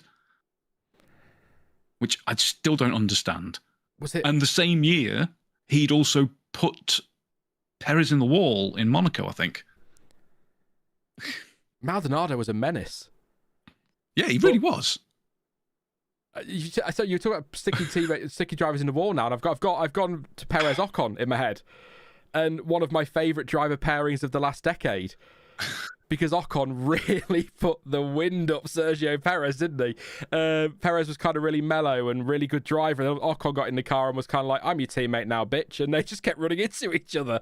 They really rattled each other. I thought that was a great driver lineup. But yeah, past Maldonado, Belgium 2011 says Connor. I don't know. I think on the Verstappen one from the I don't know. We're always going to disagree. I think if he takes George out the race, yeah, but or does damage to his car. But it was ultimately a banging of wheels caused, yes, deliberately by Max. But I think a ban would have been harsh. But I understand the argument that if he comes out and says I use my car as a weapon, then yeah, and he did eventually, didn't he? He said I just saw the red mist. Yeah. So maybe a retrospective penalty of some sort if they can, which they can't. But yeah, and they do. You have to take all the various parts of the situation into account with something like that. Like people mentioning her F97. Like, if it wasn't a title deciding moment, he probably gets a black flag, maybe a grid drop, at worst a single race ban. But because it was attempting to determine the championship by intentionally taking another car out, that's what got him kicked for the year. Just I can't think what happened at Jerez 97. I can't think what you're talking about at all. I haven't got a clue. I think you're making stuff up, mate. You've been drinking. Yeah, denial's not just a river in Egypt, John. I can't think of it. No. Oh, was that the one where Villeneuve deliberately ran into Michael Schumacher? Yeah, no, that's the one. Yeah, I remember that one now. Yeah. Sorry. Kaori says, Sean, remember the outcome shouldn't dictate or affect the penalty, tongue firmly in cheek. That's true, yeah. I mean, honestly, that's a stupid rule in my opinion.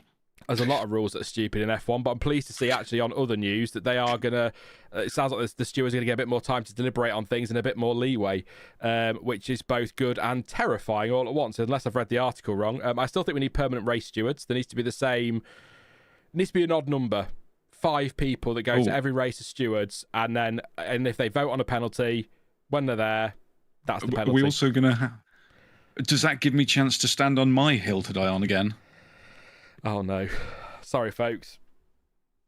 The driver steward should be at least relevant. Oh, no, I agree with that. No, 100%. It's nothing against the drivers they have as stewards. Most of them legendary drivers in their own right. Example, Emmanuel Pirot. When's the last time he drove a Formula One car? It had a manual gearbox. The steering wheel had one button for the radio. I'm sorry, how can they make a decision on what the driver's doing in that time? They have zero reference for experience. Get Nico Rosberg in there. Fucking Jimmy Broadbent would have more relevant experience of gauging that situation. Do you know what I mean? Yeah. I just realised we're supposed to be doing Q&A as well, and we're just spinning the wheel and waffling, which I think is why people are here, to be fair. So, it is. It's exactly why people are here, because this is how it used to be. Well, somebody said actually in chat a minute ago, this reminds me of the F1 word of 2018. Good. So that's a positive. No offence to me for the last 5 years or whatever, but, you know. Yeah. There's a major title moment on the screen. Go on. That was dramatic, wasn't it? Kota. That was very dramatic. Kota? Oh, the picture, yeah. Oh, sorry, I thought somebody put something. Yeah. That was. I love that photo because I like to pretend I'm Oscar Piastri going, ah. Yeah. Who the fuck? Yeah. No, that was. Go on, chat, because I didn't see like the watch along or anything. It's like, do we all agree that's 100% on Piastri? I can't remember what I said at the time. With the benefit of 3 months of hindsight, it's not Hulkenberg's fault. It's not intentional. No. It's he's so focused on Lando and saw a chance to switch back and didn't think, there may be a car on the inside of me. Yeah, nothing. But not reckless. That's the wrong word. No. Aggressive. I think reckless would be the right word. Reckless or thoughtless is the right word because there was no consideration to anything else around him. He was completely tunnel visioned in front. But the ironic thing that a lot of people got annoyed about, me saying, but it's caused by Lando. It's not Lando's fault. He's got no guilt whatsoever, but it's caused by him running deep. He gave that opportunity to Piastri, and then all shit fucking exploded behind him. And that, I think, is the key thing with socials. Like, people can't see, can't hear, what do you mean he caused it? I'm like, it's not his fault, and I never said it was his fault. Just said he's the cause of it. That whole concertina butterfly effect. One thing follows the other. Nah, just that kind of thing is why a lot of people hate drivers on the internet, which is annoying. Yeah, but I'm going to come to question in a minute. I've got my post up now, so I'll come to question in a minute. I've got one from Bellotti we'll do, which we can do quite quickly. Then we'll spin the wheel after that. But it's something I've never. So there are drivers throughout history that I dislike or wasn't a big fan of, but I don't understand how you can make your entire personality just hating a driver. If you're doing it as like there's an account called Football Troll who just trolls every footballer and it's hilarious, that's different. But people who would just spend their entire lives either, excuse the expression, but noshing off drivers, particularly a certain cult, and others who just spend all their time hating drivers. I don't understand. You know, I mean, maybe hypocrite, but get a job, you know, get a life. Go, what's the phrase? Go touch some grass, you know. Christ, weird. Yeah, I completely agree. It reminds me of back when F1 Twitter wasn't horrendous. Someone did a thread. Someone did a thread of slagging off every F1 world champion. You know, just giving every single one like the business and being completely fair about it. It's like, yeah, that was hilarious because every single one was like valid points, even though they were still the champion, beat everyone that year, because it was a blanket across every single one. No one was favorited except for Jim Clark, which I can respect. Course, yeah. Naturally. Red Raven says, insert my usual anti-social media comment here. Yeah, I've got your post up here as well. We'll get onto that in a bit. But Bellotti asked, put a few questions in, but I'll start with what I think would be quite an easy one to do was, who was your rookie of the year? Hadjar, yes. If I'm going to have to do this for the pedants of the world, I think you'll find that Kimi Antonelli was a rookie of the year because he scored the most points in the second best car. But yeah, anyway, but Isaac Hadjar is always my go-to. However, and to be clear, I'm still saying Hadjar, and I've been saying it pretty much all year, I don't think Gabriel Bortoleto is getting enough love because he has performed well this season. He scored, all right, it's quite low in the championship, but he still scored well. If you take those 15 points off Hulkenberg, which is harsh, but if you do, he's much closer. But his performances in qualifying against that teammate, who is by his peers regarded as one of the best on the grid, is actually really impressive. So whilst I'm always going to give it to Hadjar, I think Bortoleto's been really solid this year and has probably been quite a surprise because I thought he'd struggle this year. But didn't he out-qualify Nico Hulkenberg in Australia first weekend? I think. Can't remember. But if I remember that correctly, he did, and that's one hell of a stat to your name. So, and with respect, Isaac Hadjar was up against Liam Lawson. So, in terms of teammate battles, I think Bortoleto could easily be an argument for Rookie of the Year, but I just think Isaac Hadjar was a surprise.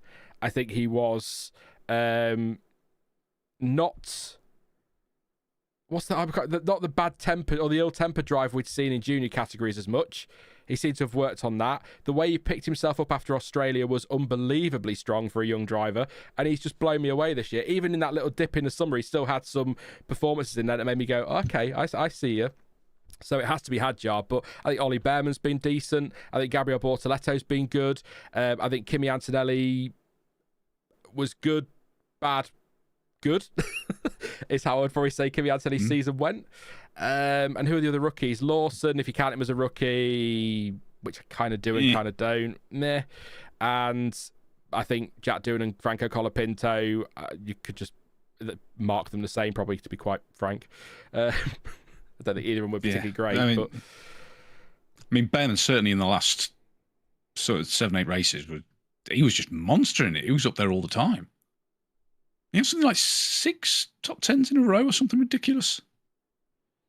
Something like that, yeah. I can't remember. It was a run like that, yeah, similar to... Really strong. I think he had 2 4ths in a row, didn't he?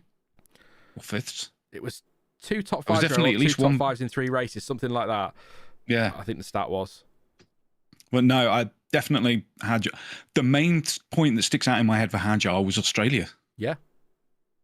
Crashing out on the formation lap of your first ever F1 race. Can you imagine how destructive that is to your mental state?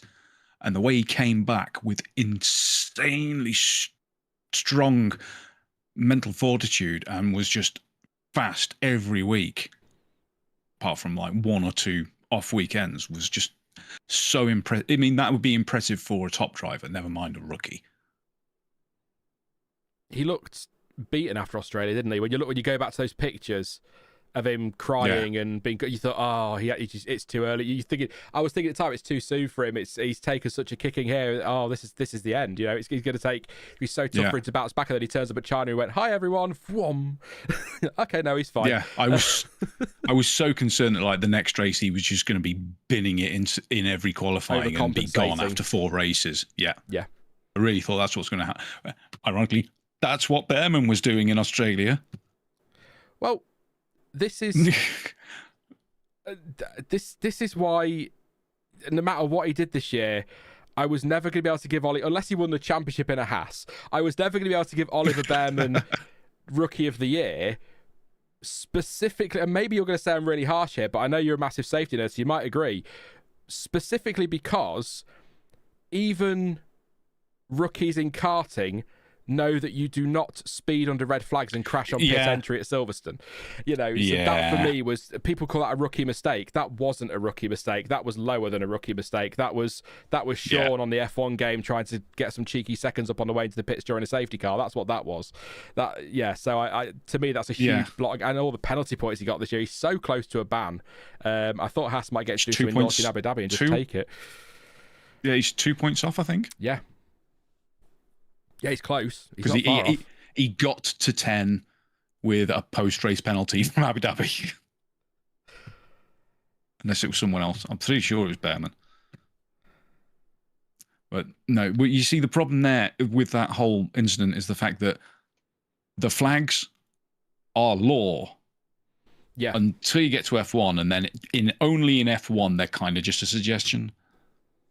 Every other race series, you display the flags, penalty, thrown to the wolves. In F1, yeah.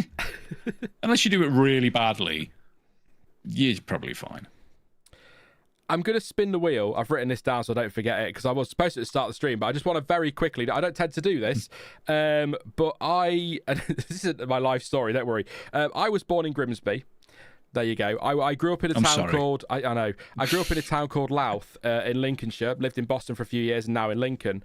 But I do just want to say a massive congratulations to Tom Reed from Louth, who... He's nicknamed the Farmer, by the way, which is just so Lincolnshire, it's crazy, who won the Worldwide Mini-Max Rotax Challenge Grand Finals in Bahrain last week. So, or a couple of weeks ago. So, huge congratulations to him. So, keep an eye out for Tom Reed, the Farmer, in the future. He might be the next, well, I suppose we say Lando Norris now because he's a world champion, don't we? But he's 12 years old, so a few years yet, but just keep an eye out for that. So, yeah, there you go.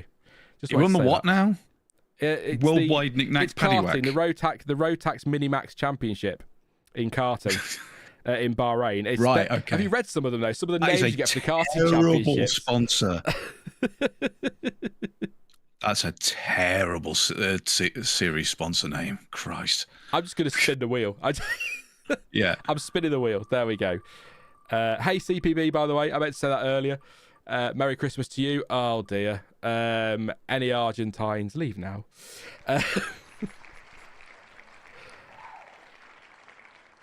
It's Franco Colapinto. Yeah. I mean, the poll, by the way, Max Verstappen, if you're interested, 63% nice, 37% went with naughty.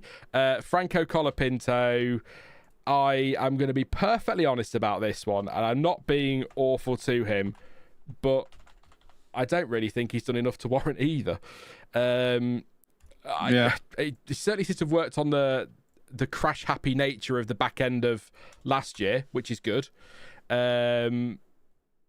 And I think he seems to have grown a little bit as a driver this year. He seems to be finding his feet at Alpine quite nicely. And I think sort of the back end of the year, he was improving versus Pierre Gasly, which is not easy to do. But he's a bit like... the jury's out on Franco for me until I've seen him with a pre-season under his belt and a full season in a car rather than half a season, part of a season or whatever. So I'm going to say he was nicety, right on the fence. Honestly, I really don't. I think if we take the meme of what we're doing, the naughty or nice list for Santa and what have you, I think all of the Alpine drivers just wake up on Christmas morning, they've got nothing because Santa's just completely forgotten they exist. The scraps of a Renault engine in their stocking. That's how invisible they were this year in general. They were just awful. Yeah. That car was so bad. Well, no, sorry. Mainly that engine was so bad. They couldn't do anything with it. It's I tried to make a joke and I can't do it. I can't do it. Oh.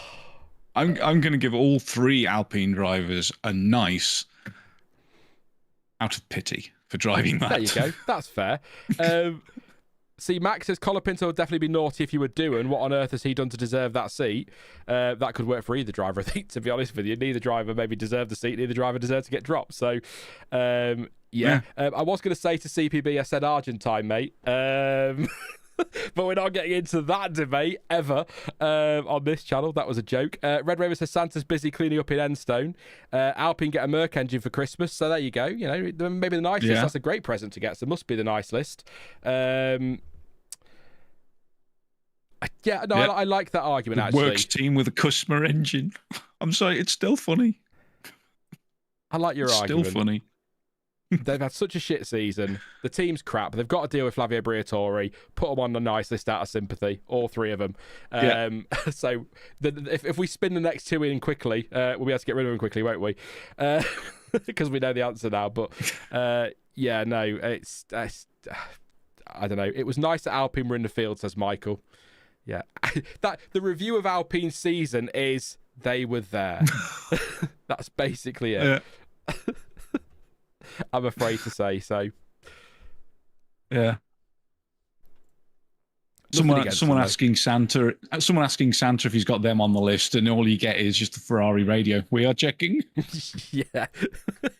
Let's not talk about Ferrari today. Let's not do that. I can't. Yeah. Also, Jeremy Clarkson keeps turning up, says Connor. He does bring beer though. To be fair, if Jeremy Clarkson's going to turn up and he brings beer, that's fine.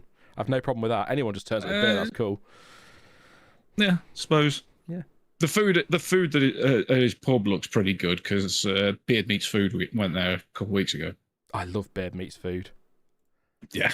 Yeah, he's great. He's so common, it's brilliant. Like, you're just like me. I watched that video you talked about where he went to the farmer's dog, and when he was ordering off the menu, I thought everyone was going to try it, but he ate it all. I know that he is a professional food eating champion, whatever, but that's not supposed to be what that second channel's supposed to be, is it? It's supposed to be a food review channel, so I thought he'd share it, but he just ate everything. I was like, oh, you know. Yeah. But I agree, by the way, the whole Alpine works team, it's the same as the Lotus Renault Mercedes shit from a few years ago with Maldonado and Grosjean, isn't it, that they had? And I feel not having Renault in F1 is frustrating. Yeah, I mean, going back to that one, how do we know that wasn't the best car on the grid by 2 seconds? Exactly. It had Maldonado and Grosjean driving it. Yeah. A CPB says Planet F1 naughty or nice? Nice. I'll tell you what, I'll put it this way. We wouldn't be doing this stream now if they hadn't done what they did. So, you know, you can maybe see that as a way to look at it. So, I certainly would get away with some of the stuff I've said over the last few weeks on live streams because the shackles are off and there's been a lot of swearing. So if you don't like swearing, I do apologise. But fuck it. if PF1 could see my WhatsApp messages from Sean, fucking hell. Look, I was angry, and I think I had every right to be angry. But yeah, let's spin the wheel. yeah, it's fine. Let's carry on. Let's go. It's happened now. We move on. I'm spinning it again because we'll do 2 in a row. Why not? And then I'll put the poll up because I don't think many are really too fussed. Oh, you're all going to be horrible. Oh. Where? It's Esty Bestie. The Colapinto one ended 70% naughty. I assume that's because of do and seat. 30% nice. But it's Esteban Ocon. And you're all going to be horrible. And, you know, rightly so. On performance this season, I would probably be inclined to stick him nearer to the naughty list than the nice list because I've actually been, and I've been a big defender, as you'll know, Jonty, of Esteban Ocon over the years, but I've actually this season been bitterly disappointed with him. I really thought he would smash Bearman this year, and he's disappointed me a little bit. I'm afraid. Yeah, he was just a bit... He was another one who was just kind of meh. He didn't really do a lot, which made it tricky. He was just, like I said, he was just there. He's finished 3 points behind Bearman at the end of the season. Rookie Bearman, who had a lot of incidents this season. Getting beaten by a teammate who's a rookie is a bad look. It's a bad look. No matter who you are. The only caveat or the only defence, I suppose, on that is he also was in the new team. So maybe that's a factor, but he's also been in F1 a long time now. This isn't Ocon's second season, is it? So it's... And he I mean, there is an argument that certainly the start of the year, it took Aokamatsu a while to get things sort of gelled together and really make a big difference. And you could certainly see the big difference happen. But I don't think he's had a bad I don't want to hate season. Ocon because he's probably like the last F1 driver we have seen or will ever see that comes from genuinely average person backgrounds. Yeah. So there's a bit of me that really wants to stick by him for that. Do you think with Ocon, Bearman at Haas, let's have a look at a couple of others. I don't know. I was going to say Hamilton, Leclerc at Ferrari, but a bit difficult to say about 7-time world champion. Do you think drivers that moved to another team, that the jury has to stay out on them until we've seen them next year under the new regs, settled in at their new team, or does that become irrelevant, an argument, when you consider that Bearman not only moved to a new team, but he moved to a new formula and beat him? Does that make sense? Probably, because you got to think, because it was only the year before where we had no drivers change, wasn't it? Yeah. For the first time ever. So you've got everyone doing 2 full seasons in the new regs, and then some change just for that last year before the new ones come in.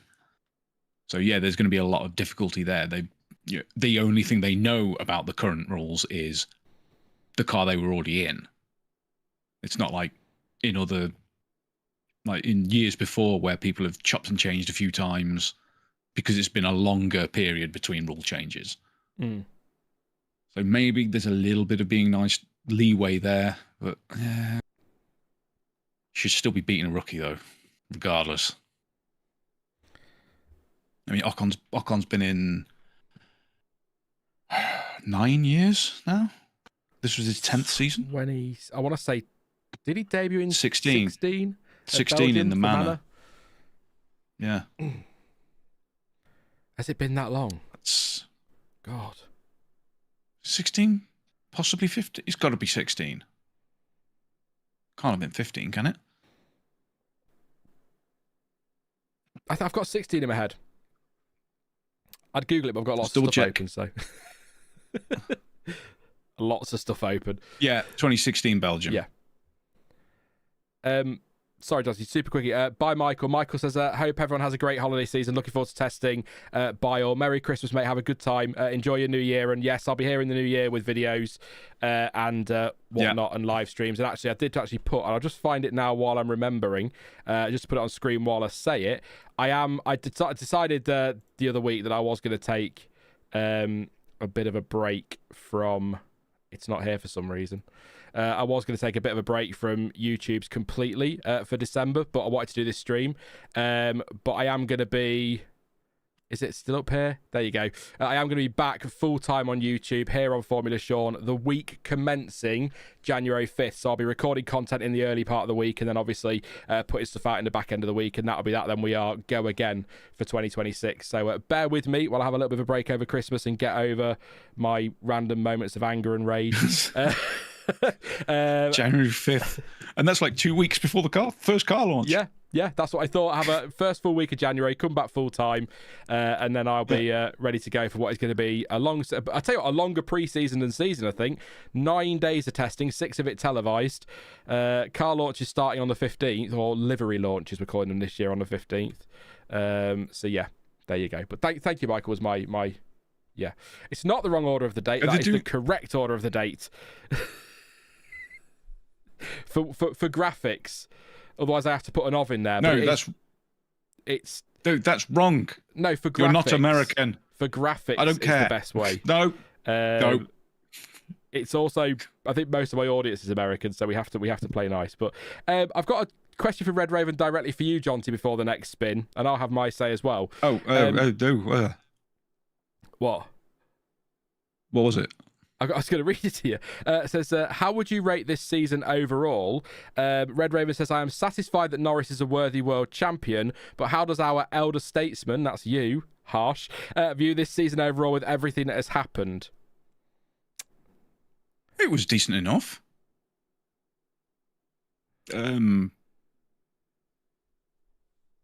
Certainly the best one since 2021. Probably third best of the last decade after 2021 and 2016. I'd say is fair. Yeah, it was a good season. We had a genuine title fight. 3 drivers could win it going into the last race. So yeah, that's only the fourth time it's happened. Can't remember. All of the stats have gone out of my brain. I think it's only the second time we've had 3 in the able to win in the last race. I can't remember what the stat is. They said it in the final race, didn't I? Can't remember what the stat was. Yeah, I can't remember. There was an import. No, 4 times. Sorry, 4 times, and every single time the championship leader has not won. So Lando broke that streak. There you go. There was another question as well. Partly. Charlotte says, how is Jonty? I missed him. There you go. We all missed him. I am okay. I'm up and down, but you know how things are. Life. How's your tooth, by the way? Is it? You're here, so that's a positive thing. It's not hurting at the moment, so... Yeah, I've got a lot of dental work, but I've got a lot of dental work in January, so... It's going to be painful. No, I'm sorry. Sorry to make it feel worse. I hate dentists. I can't. No.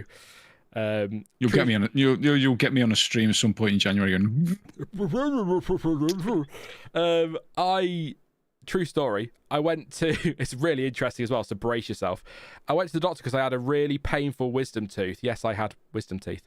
It's shocking, I know. And it was so painful. He said, we're going to have to remove it. And I said, oh, is it? Please tell me it's general anaesthetic. And he went, oh, no, it's local anaesthetic. We only do general anaesthetic if both your wisdom teeth hurt. And I just went, oh, yeah, this one does hurt quite often, actually, as well. Just so that I could have a general anaesthetic. I lied about a bad wisdom tooth and had them both taken out because I didn't like the idea of someone pulling on my mouth whilst I was still awake. So I abuse the NHS is what I'm saying. There you go. Charlotte also asked, in terms of racing action, do you think that this has been the worst season of this current rule set? No, not at all. No. 2023.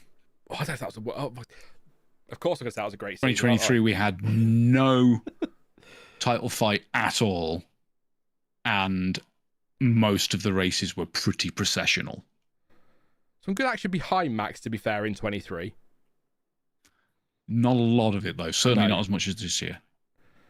I think the close grid as well. I suppose it depends what you mean by racing action, because some people see, and I'm not saying Charlotte thinks this, but some people see racing action as lots and lots of overtaking, whereas actually it's just close. Look at qualifying. How close it's been this year has made it so exciting, because anybody could be knocked out in Q1 with Lewis Hamilton. So it's true. It was a lot of fun. So, but I enjoyed it. Really enjoyed it this season. Yeah. More than I thought I would, actually. So I'm trying to think of a season worse than 20. I mean, I don't think once Max had kind of turned around the deficit to Charles Leclerc in 22, that wasn't exactly a great season either, was it? Thinking back. Because he just ran away with it and not a lot happened behind, as I recall, except for Charles Leclerc just binning it every other bloody weekend. Although the lack of dirty air, yeah, good point from Neelish. His favourite was 2022 because of the lack of dirty air was so shocking. So, yeah. 22 was good. Although I think my favourite thing about 22 was just seeing quite a few varied solutions to what the rules had given us.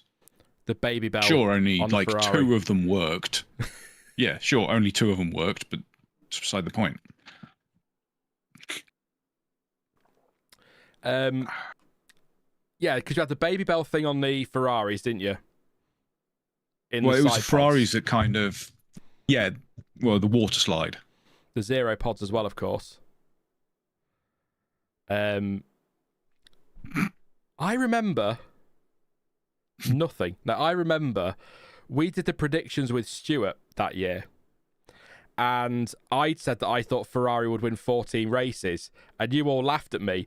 And when they launched the Ferrari, I specifically remember you saying, shit, I think Sean might be right, because we all thought that was a really clever innovation. And then they started the season and they looked really good, and then they Ferrari'd the rest of it. And it all just fell apart, didn't it? I was kind of like, crap, I was so close to a good thing here. Yeah, because at the start of the year, the car was that good. Yeah. It was brilliant. But then, later in the year, things happened, like Carlos's engine exploding. Catching fire. Austria. Yeah.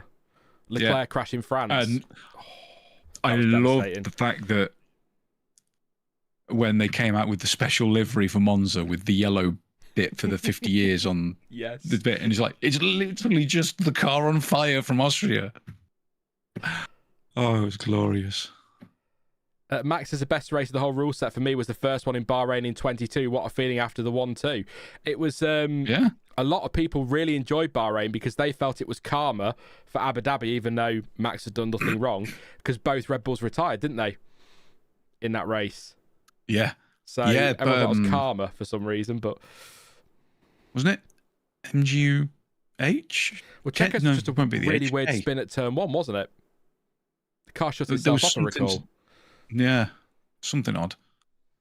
Very weird, but should we spin the wheel again, Jonty? While we're before I look some more questions in a minute. What did SC Bestie get? He's not your bestie. 83% naughty, 17% nice. Just to confirm to anyone who's coming in late. Thank you for joining us, by the way.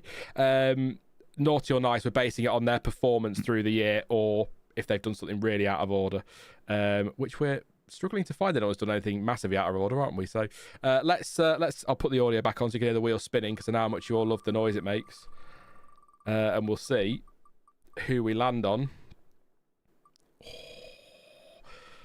Not going to get a Ferrari today. I've got a good feeling about this.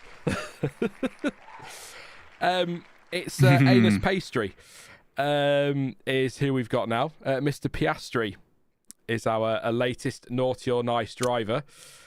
I'm just going to go straight in and say nice, because I think obviously the disappointment of what's happened in the back end of the season and the fall away from in the championship, you could argue is naughty. But I actually think if you remove what happened this year and look at him as a driver as a whole, the step up he's taken this season in only his third year in F1 has been really impressive.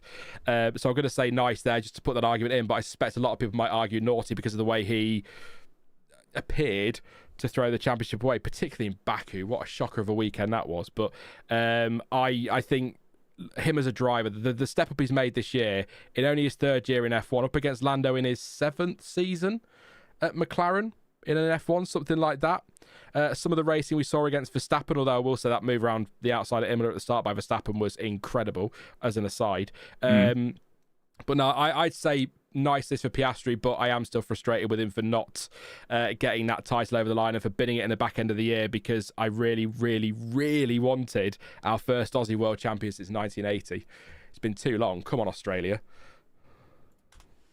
That's it. That's my whole argument for Piastri is you didn't get the championship, so you can have nice, apparently, is what I'm going with.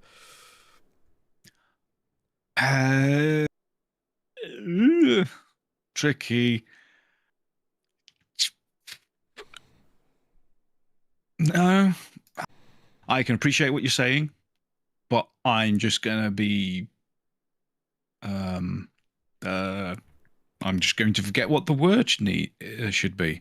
I'm just going to be contradictory and say naughty. Just because third year, it's not like he's a newbie.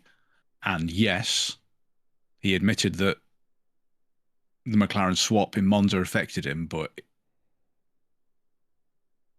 you can't do that if you're competing on that level. That's something you have to he get just went over, to isn't pieces. it? Didn't podium again until Qatar. That's true. You can say Las Vegas and it was the team's fault that they both got disqualified, but no, to go on a streak of that much, nah, naughty. That's fair. I mean, I'm looking at it he overall. Threw his title away. Yeah, I feel like looking at the back end of the year, I feel like Lando would have edged it anyway. Because he did just turn up suddenly, didn't he? And was just unstoppable. Yeah. Apart from with Max Verstappen. But crashing out Possibly, at Baku was a big swing. Yeah. I mean, that was the biggest swing. Singapore as well. There was, now you've said about, I always forget about the Monza thing, not the incident, but the fact that it affected him so badly. The tantrum's a harsh word, but the constant, or for a good while, was over the radio complaining about what happened at that first couple of corners. Yeah. After Monza and Singapore, Lando was in his head and he was having to look over his shoulders at Max Verstappen. So that's a lot of pressure and the mistakes just kept coming. But I do think... I try to work out if I take issue with the phrase threw it away or whether Lando would have edged it anyway. But if Oscar had been anywhere near the form he'd shown earlier in the year, Lando wouldn't have got anywhere near him, would he? Really. I think Oscar was incredible first half of the year. Three in a row. Bahrain, Saudi, Miami. Only Max did that this season. I'm gonna give that to CPB. Baku was Oscar's Vettel in Hockenheim 2018 moment. Spicy. Yeah, it was. Yeah, that's a very good comparison there. Oh, now here's the question then. That. And obviously this is pure speculation. Does he bounce back from that in a way that Vettel never really did? Possible. Because I know that's something you've always said, haven't you, Jonty, that you don't feel like Vettel ever really bounced back from that. I think that was you. Might have been Stuart. Not sure if I said it or not, but I mean, 2019, the Ferrari wasn't quite as good aero-wise. And not quite as competitive, even with the cheating, with the not disclosed publicly issue with the engine.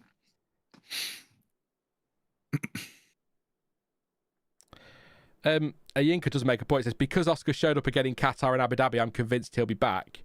Oh yeah, he will. He's I mean, he's a lot younger than Seb, but wasn't he? He's got a few more years. I mean, the other thing is that it was just so not Oscar. We had 2 years of him not being flustered by anything, literally nothing at all. Never getting annoyed, angry, bothered.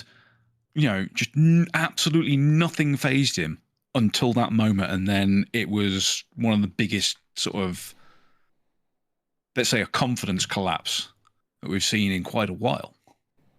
That's why it was so strange. Yeah, it's McLaren will do that to you. I think I'm fair. I don't often say this, but I'm about any driver, but I'm fairly confident if he gets the car he needs, Oscar will win a world championship. Oh yeah, absolutely.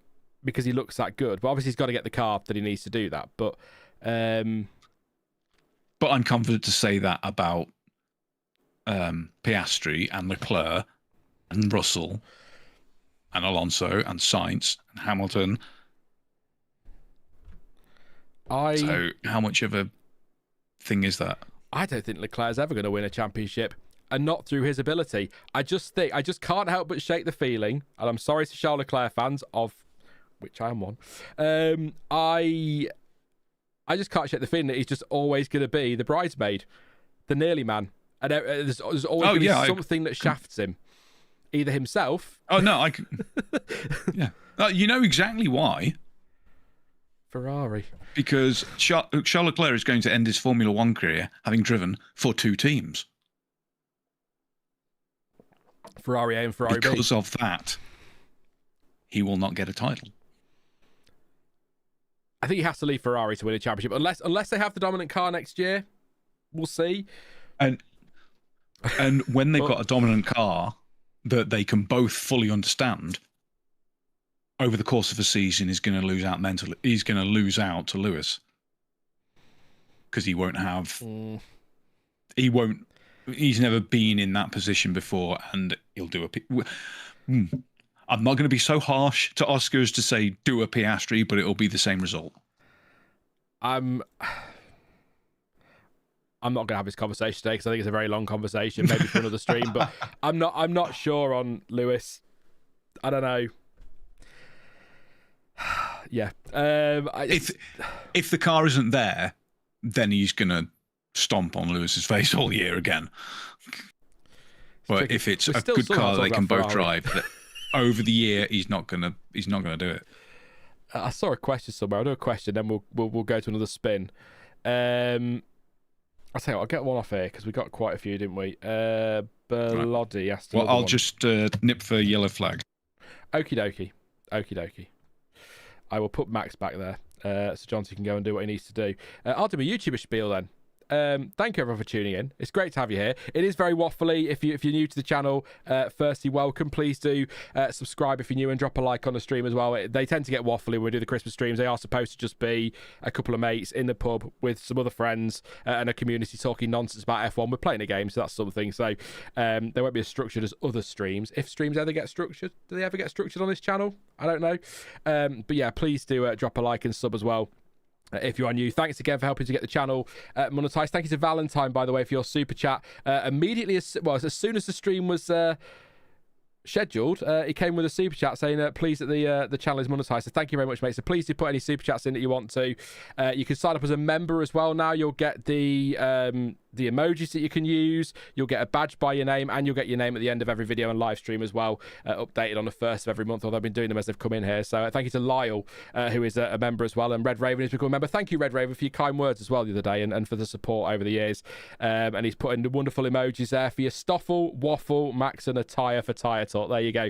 Lyle with his super chat says, Leclerc should go to Mercedes. Franco, definitely naughty. Thank you very much, mate. I'll put that to Jonty when he comes back about Leclerc to Mercedes. I think next year's going to be really fun with the driver market. But yeah, thank you very much for your for your continued support, and just a reminder again that I will be back on the I'll do it the right way around on the week commencing the 5th of January for content. We'll have some videos and streams. It won't just be live streams. If you like your videos, you don't like streams, don't worry, videos are going to be here in the new year, but I'm taking a break over December. And if you're not sure what's happened with everything over the last few months, then please do go and check out the video on the channel explaining why I'm doing this. But thank you to Kaori for becoming a member. Awesome stuff. Thank you very much, Kaori. Really appreciate that, and your support anyway. It's great to have you as part of the community, and you now get some cool emojis, which is what more could you want? I mean, come on. Thank you very much. I appreciate that. So yeah, Kaori, I thought you said last time you were switch over, so thank you very much. Really appreciate your support there. But yeah, thanks again. I just keep saying thank you to everyone, because you've been. I know one conversation, Jonty's back now, so here, one conversation we had, I was really reluctant to start a new channel because I was worried that no one would follow me, and you're all going to tell me off now. But I was wrong, so thank you very much. Felipe Christmaser. Do the what? Felipe Christmaser. Oh. There's a bad one for you. Did you pee that out? That just came to me while it came to. No, that came to me while I was having a wee. I don't know if there's some kind of message there or not. Somebody just said, "Where are you? You've gone now, and I can't find you. That's terrible." There we go. Pascal says Leclerc needs to leave Ferrari if he wants to win a championship. Then Lyle said Leclerc should go to Mercedes. Yeah. Kaori says, you deserve it. Merry Christmas. The stars are brightly shining. There you go. That'll do. I think unless Ferrari builds some sort of rocket ship this next year, and look, I am going to do my annual "This is our year" honest thing. Been doing it since forever. Yeah. But I think he will leave. I don't see him sticking around. He's going to have to make a decision. Does he stand by Ferrari and keep the faith in them, even though they've given him very little reason to keep the faith in them? Or does he jump ship to, let's say, Aston Martin if Fernando decides to retire? Or does he go to Mercedes if Aston go after George Russell, as is rumoured? I think if Leclerc's going to win a championship, he needs either Ferrari to pull their finger out their arse, or go find a team that will help him do it, because I just don't have any faith in that team at the moment. I think this year's been absolutely... I mean, where would they have been without Charles Leclerc this year, Jonty, as a team?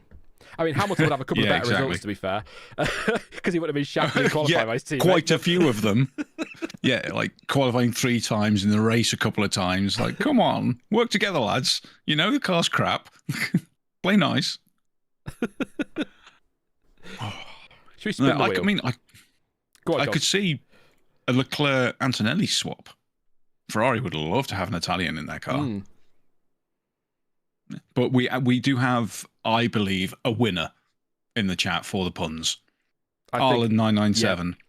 Roberto, Merry Christmas. Outstanding. That's amazing. That is fantastic. I'm spinning the wheel. Keep your puns coming. We love a pun. I wonder if the channel can hit 1K subs by testing. I think we'll get to 1K subs by testing. If not by testing, in testing. This is an easy one. It's a nice, easy one. So first things first, Piastri, 81% of you have gone with nice, 90% naughty. Your next one, Jonty and chat and me, is Isaac, Rookie of the Year, Hadjar. Nice list, surely. Oh, yeah. I mean, I think we covered him pretty well earlier on when we were on about the rookies. Easiest, nice of the whole thing. We could do this as quick fire, actually. I could leave us up for a minute. Close it. Yeah, no. No, they've ruined it. Just let one nice vote go in, and that's it. We'll do this fairly quick fire, though. We'll let that one go. I think, I can't. I'm trying to think. Obviously, what happened in Australia is a mark against his name, but I think the way that he bounced back supersedes that so much. And anybody could have made that mistake in those conditions. In fact, Fernando Alonso did in that race. He crashed out. Carlos Sainz did in that race. He crashed out. So it's not really... Piastri got away with the skin of his teeth. Just. Lando in a way as funny. Well. But, yeah. Shall I just end the poll? I was incredibly clever to reverse out Very clever to try and reverse out instead of trying to go forward, because going forward, it would have just dug in. Yeah. I'm going to end that poll and we're just going to go straight into another spin. We're going to do 2 quick fire ones because 91% nice, 9% naughty. There was never anything else, was there, for Isaac Hadjar? We might get through all 22 of them, 21 of them. I doubt it. We're doing Racing Bulls, apparently. This might be a tougher conversation, Lawson. actually. Liam Lawson.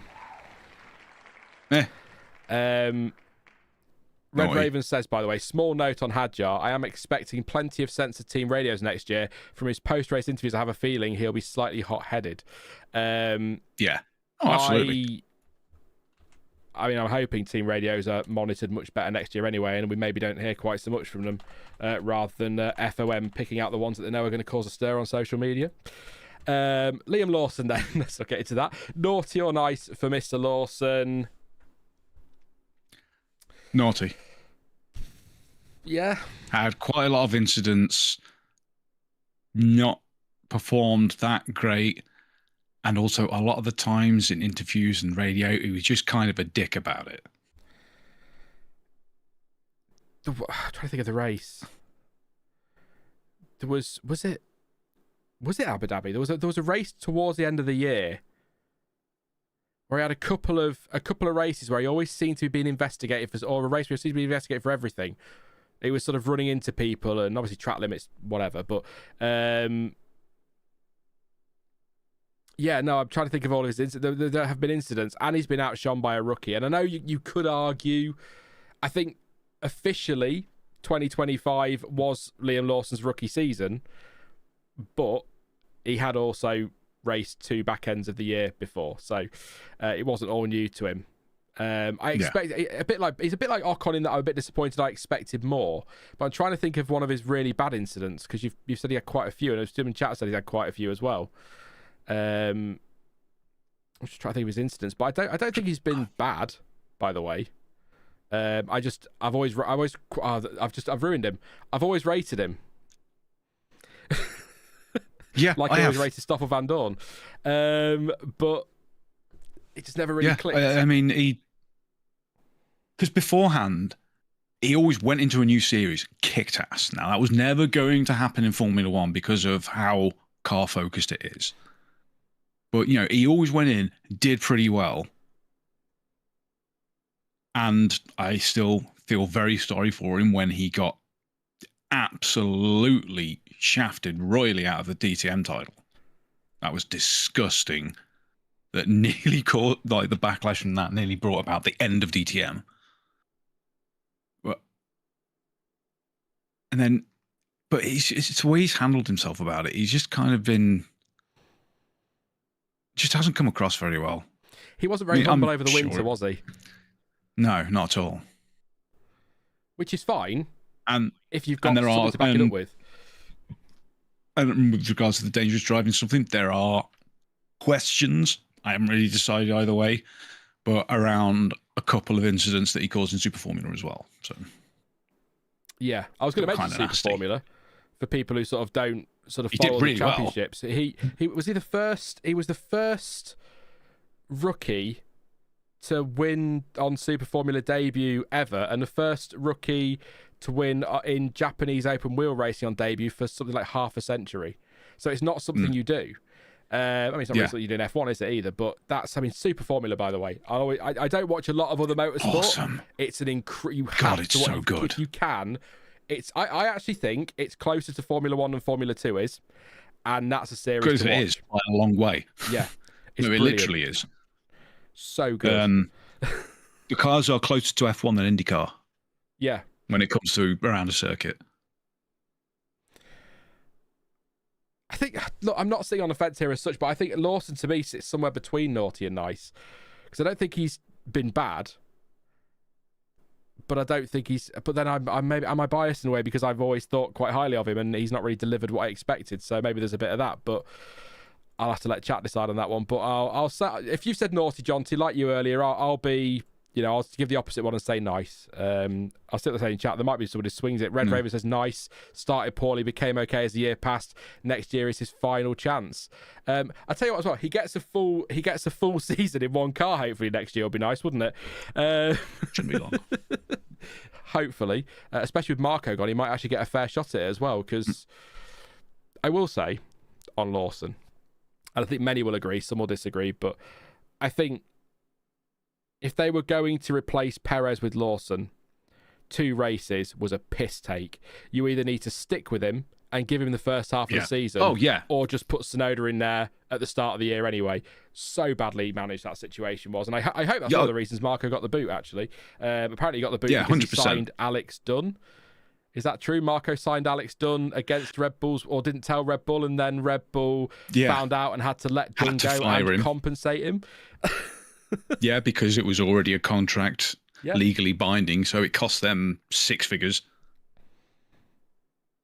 Was it 6 figures? Yeah, well into 6 figures. Hell. Wow. Breaking a legally binding contract at that level, you're going to pay for it. Red Raven says, you're absolutely right. I mean, that definitely's got Lawson's definitely got that on his side. No driver should only get 2 races. No. The way Formula One is now, you can't learn anything from that. Especially, and obviously this is with hindsight, but especially when you consider that a driver of Yuki Tsunoda's experience was not really any better, despite having most of the season. I mean, yeah. I was just going to say, Red Raven says that, yes, Marco is gone. Ding dong, the witch is dead. The wicked witch is dead. I suppose say unalived online, actually. Yeah. I would ignore that in chat, people. Yeah, we'll be getting rid of you. Thanks, though. If that was just a joke, let me know. But I know there are bots out there that try to scam people into competitions and then steal data and money and all sorts, so ignore that one. There is no competition except for naughty or nice. So there you go. Liam had pre-season testing as well to get up to speed, says Tom. Hey, Tom, or Thomas. Yeah. He did, but well, that's quite a big thing, I think. The amount of laps that you do in pre-season testing, just getting used to how the car feels, how the car handles, how you can set it up with your engineers. That's a massive advantage. It's not just a bit of a leg up. But to then just give 2 races still doesn't... Yeah, it's stupid. There's no point. Why put him in testing? You may as well put... What I'm saying is you may as well have put Yuki... If you were going to put him in after 2 races anyway... you may as well just put him for the start of the season. But let's look. We could have a 3-hour conversation alone on how shit Red Bull are at managing drivers. But that's not what we're doing. So, what have you gone with in chat? Let's go for it then. Let's end the poll. 70% naughty, 30% nice. So, not that split, but split enough. But yeah. Don't apologise for that, Red Raven. It was funny. Let's do some questions then. If you've got any questions, I've done some from the post on YouTube. So if you've got any questions, pop them in chat. And we'll read some out and we'll do that. Yeah, I've got my partner asking how long we'll be. Oh, at least 14 hours yet. So. Time for tea. Will we go for 2 hours, you realise, already? Yeah. Do you mind another 30 minutes or do you want to finish up soon? I've probably got like 10 minutes in. Because she needs to eat, so... Yeah, we'll give it 10 minutes and then I can wrap up from there. So, quick fire questions then in chat. We'll do another wheel spin because, we got to do, haven't we? We can't not spin the wheel. And then get your question chat. We'll read them and then we'll fly through them. I'm going to skip straight over that. Pierre Gasly, we already said earlier, didn't we? All Alpine drivers instantly get a nice because... It's a nightmare, but also Pierre Gasly is, I think, actually had a decent season. Not great, but decent. So that's my say on Gasly. So I'm going to skip any Alpine driver straight to the nice list because they had to deal with the shit they had to deal with. Nice. Carlos Sainz determined not to land on a Ferrari today by the look of it. Carlos Sainz. Oh, nice. Discuss. Yeah.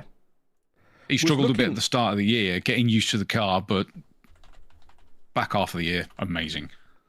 Yeah, And it was looking bad, wasn't it? As we've both talked about before, he did nothing to deserve losing his seat at Ferrari. Just wrong place, wrong time.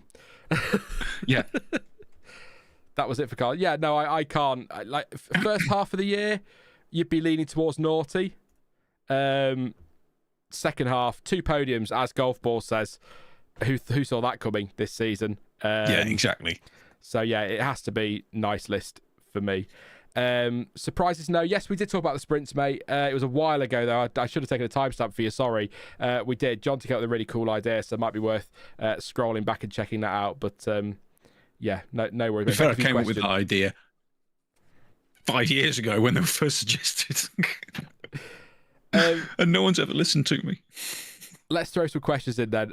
So Thomas says, will the Red Bull driver management shittiness get better now that both Helmut and Christian are gone, or does Max need to jump ship as well? I think it will get better. 100%. Because Lauren McKees, I think, is more of a team player. And I've always felt, and I'm trying to think of an example, but Marco and certainly Horner from the last few years, maybe not from the early years of Red Bull and whatnot, he's always felt to me like he needs to be centre of attention, and it's the same with Marco. So they'll say things to stir the pot, which means that drivers get caught up in that, and I think that's a huge issue. So I think with them gone, I think it should get better. Should. You never know, of course, but... Yeah, exactly that. Lauren McKee seems to want the team to win. Yeah. Horner wanted to be seen as the leader, taking the team to the win. There's a key difference in that. Red Bull Horner. Very narcissistic, but yeah, very narcissistic. Marco just wanted to be relevant. Red Raven says, with those two gone, will Red Bull stay a top team or get quieter or lose that edge of insanity that made them top 3? They'll definitely lose the edge of insanity. Probably all of it, actually. And it will make them perform better. I think. Well, the thing is, when you look at... It'll be more cohesive. Yeah. When you look at the way they functioned since McKees came in, a lot more, still focused on Verstappen naturally, but a lot more focus on Tsunoda than the others gave. And there seemed to be more sharing of upgrades, and it felt more like a coherent team rather than just look at me, I'm Helmut Marko. So, yeah, I think, the sort of answers for the question before, really, but I do think... what was I going to say? I've got something ahead. I was going to say it. It'll come to me in a second. It will, I promise. What was it? Oh, yeah, there's conflicting rumours about next year, by the way. There are some reports saying that a top team is going to plummet, and there are others saying that the likes of Audi and Red Bull could be big surprises next year in a positive way. So, as with everything over the winter, if it's not a story about Lewis Hamilton, it's about speculation that nobody knows anything about. So, Carlos Sainz, 95% naughty. I went on a website the other day, random aside, while I spin the wheel again. And there was, on the homepage, there were 2 articles about the new world champion Lando Norris and 11 about Lewis Hamilton. That's what the winter is in the F1 media space, because nobody wants to talk about anything else. Next one on the list, Jonty, for the poll, Gabriel Bortoletto. I feel like we've covered this one, but I'll let chat have their say in the poll. I think really, really good first season. Made a really good account of himself up against Nico Hulkenberg. Nice list for me all day long. Yeah, definitely. Apparently I just said 95% nice and 95% naughty. 5% naughty. Yeah, definitely on the nice. I mean, I think some might consider the crash at Brazil to make it a naughty because that was really bad. But I don't think that was entirely his fault either. So, really good. And he's really pleasant. And if he just seems to be the happiest guy in the paddock. If we've got a rookie and we're having to pick out one incident at one weekend or 2 incidents at one weekend, they've done pretty well, haven't they, when you think about it like that? So I did want to ask this from Belodi, actually. It is F1 related, sort of, in that he mentions F1, but what is your greatest passion outside of Formula One? which I think is a nice question as we come towards the end of the stream. I think that's a nice. You've got a lot of passions, really to be fair, Jonty, haven't you? I've got a lot of hobbies. Passions is tricky. I love football, so that's one of mine.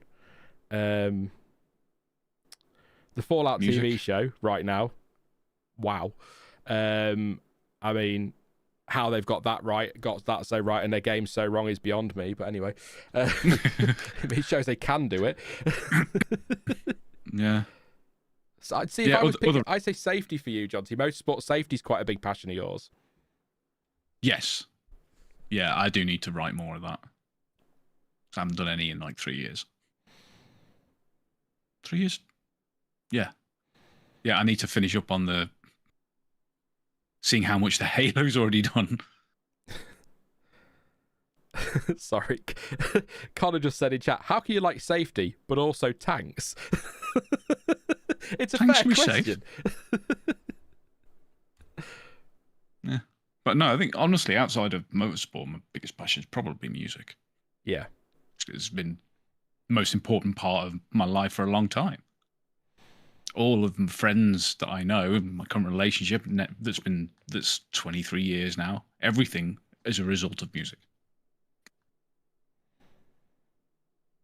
Very simple. Yeah. When did this turn to an episode of This Is Your Life? Well, it's funny you should say that.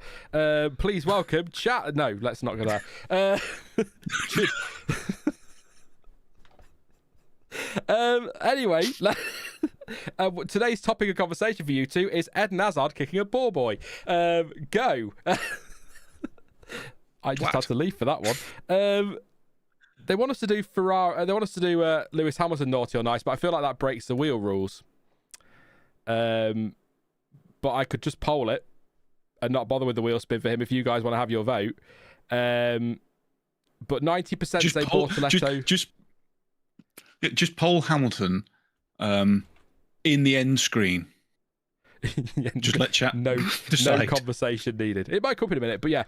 Naughty for Bortoletto got 10%. Nice was 90%. I can't really disagree with that. We'll do another one, and then I might do one after Jonty goes just to round off.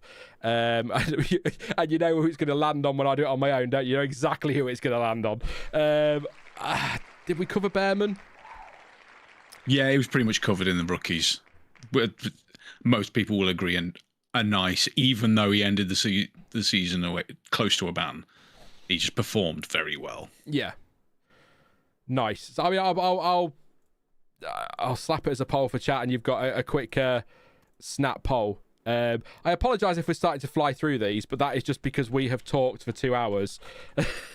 Yeah, and I'll do one more after Jonty's gone to have his dinner or tea. Are you tea or dinner for your evening meal? Tea. I'm in the Midlands. Yeah. See, I've always been tea, but then I'd say tea, and then people in chat would take the mickey and be like, "Oh, Brits and their tea," and it's like, no, that's the evening meal. So I started saying dinner, and now my mum slaps me every time I see her.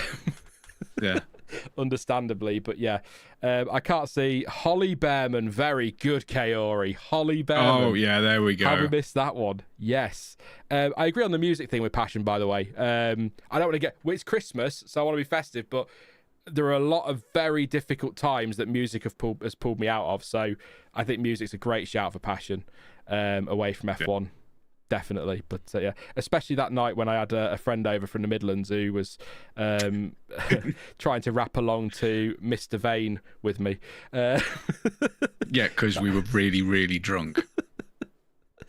And then doing Beat Saber to friggin' Cascada and what was the other stupid one?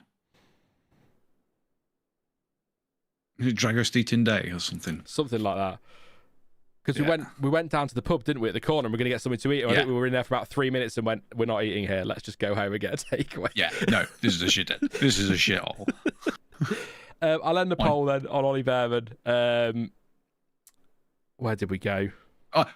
Ironically, CPB, they're all wrong. BAP. I'd say, yeah. Bacon BAP, yeah. 90% nice for Bearman, 10% naughty. Do you want to do another one, Jonty, or do you need to shoot off now? Yeah, go on, do one more, just One on the more. off chance it's something Funny. red. Oh, no. Antonelli. Nice, because one, he seems like a really nice lad. Good start. It's on Alonso, you tit. Oh, has he gone to Alonso? Oh, it was definitely hovering on Bearman. Not Bearman, on Antonelli. Alonso. Well, that's even easier. Nice. Yeah. What's Fernando? There was a couple of years when, there was those couple of years with McLaren when we didn't really like him because it was like, oh my god, we get it, it's crap, shut up. Yeah. And it went from funny to annoying. But other than that, Alonso's just amazing, and everyone should be a fan of Alonso because he's funny and he's just an amazing driver. To be fair, chat, the wheel did look like it was stopping on Antonelli. But it didn't stop on Antonelli, I know, did it? but I jumped the gun because I know you've got to go have your bacon cob. That shit wouldn't fly in a speed run. Yeah, I can't. Fernando, car's not been great. Still been quite chipper, given that when he's had bad cars in the past, he's been a grumpy old git. And I think, again, top 10 in the champ. Was he top 10 in the championship? I think he did, didn't he, in the end? I think so. Oh, my things have gone wrong for some reason, so I don't know why, but let me just see if I can find where he is. I think he was top 10 in that car. Yeah, 56 points. I mean, that's not bad, is it? So, it has to be nice for Fernando. But yeah, I was hoping it could land on a red one, but it's not going to, and I can't get...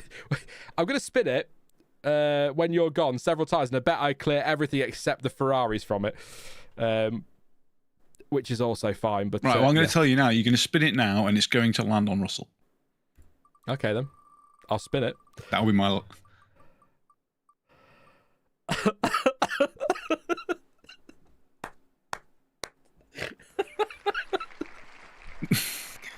Did that actually happen? It's actually landed on Russell. Oh my god! And with that, I shall take my leave of the stream. Yes, we'll finish off with George Russell. Yeah. We'll let you get your dinner, Jonty, but that is absolutely what a way to end. Incredible. Thank you so much for joining me, mate. It's been a pleasure as always. Sorry it went on a bit too long. You can tell Susan said sorry. It's not your fault. It's mine. No, it's our fault. You know what we're like. But yeah, it's been fantastic, mate. And obviously, Merry Christmas and have a fantastic New Year. And I'm pretty sure we'll do a few of these somewhere around February, probably sooner. Unless your tooth's playing up. Yeah, well, there'll be some sort of long ones during the day in February, about 8 I hours. think. Yeah. Yeah. We'll get the wheel out again. Yeah, but no, what we'll do, we'll have to get really random, bizarre questions from people from the community. Like, we'll just farm them for a month, put them all on the wheel, so that if we're struggling for something to talk about, then spin the wheel, random question. This is my best idea yet. Write that down in WhatsApp. Send it to me because that is fucking brilliant as an idea. We could catch some people out pretty quickly with that one. But yeah, Merry Christmas, mate. Yeah. Have a good one. Enjoy your dinner as well. Yeah. Or your tea, sorry. Yeah, I shall. Merry Christmas to everyone in chat. You know, this has been great fun, as it always is. Hope you have all have great holidays, and I shall see you soon. See you later. Take care, mate. Bye-bye. Bye. Thank you to Jonty. I'm going to stick around for another... Let's go to half past. That's another 15 minutes. We could do another spin. I'm just going to disconnect from Jonty so that I don't keep disturbing, shouting random stuff while he's having his dinner. I'll get some questions in as well. I'm on my own, so feel free to send them to me. But yeah, we'll just do another 15 minutes or so just to wrap things up. But yeah, no, I think it would be a lot of fun to answer the question. I think that wheel idea is great with the questions. So yeah, Killjoy says, I'd rather you guys debunk the weird stuff other channels drum up from nowhere. We'll do that in testing because I'll get to... I'm sure you've seen it before, Killjoy. You've been around a while, mate. So we'll get to... it's probably day 3 and I'll be so delirious I'll be slagging everybody off other than me. So there you go. Golf Ball said ding fries are done. Yeah, don't. I sing that every year. We got to George Russell, didn't we, on the spin? So very, very quickly, I'll just say on George Russell, I think he goes on the nice list for me. I think somebody mentioned the Autosport ranking the other day. I don't know who was doing that, a 3-year-old. That was harsh on 3-year-olds. But I think George Russell's been one of the drivers of the season. I think he's done a really good job in that car. All right, arguably second best car on the grid, but I think or certainly over the course of the season, but I think the results he's delivered has been solid. He's grown on me this year, which is something, because I've never been a big George Russell fan. I think nice for me all day long for George. So I don't think that's too difficult one to do. But yes, there we go. Being a slightly used 1981 model myself, how can you not like Fernando? Driving F1 cars at 44, and I could barely get up from the sofa without that lifestyle choices, says Thomas. Yeah, there's always a noise when you stand up nowadays. I didn't like Fernando during his latter days at McLaren, like Jonty said, because it was just, he clearly fallen out of love at that stage of his career with F1, and I'm sure it wasn't that case because he loves racing, but it felt like he was there for the paycheck and just seeing out his contracts, and then he was going to take a sabbatical, and we all thought it was going to be terrible, and then he went off, did a great job, came back, and he's a completely different guy. So I love Fernando now, but I wasn't. George has probably been the second best driver this season, ? Says Thomas. I think in F1 there's a debate for that. In the wider motorsport world, I'm not sure. That was the point I was making with Autosport. But then I was quite surprised when they did their ranking that it was, I feel like Alex Palou should have been higher, to be honest. I think he had another cracking season in IndyCar, as I understand it. So, that's my view there. Do you think there's any possibility that Ford RBPT rolls right off the tongue, doesn't it? Could actually nail the regulations. I mentioned it earlier, CPB. There's a rumour doing the rounds at the moment that there are two rumours. One is saying that one of the top teams has got it wrong and are going to plummet next year. I don't know how people know these things, but they do, allegedly, and they're often wrong, so they don't. And then there's another one saying that Red Bull might be a big surprise next year in a positive way because they've actually done very well with it. So there's a lot of debate there over whether there is still going to be a team that plummets and Red Bull are still going to do well, or whether Red Bull are the team that are plummeting and somebody else is wrong. I don't know, but I'm not convinced they're not going to be the team to beat next year, or at least the engine to beat.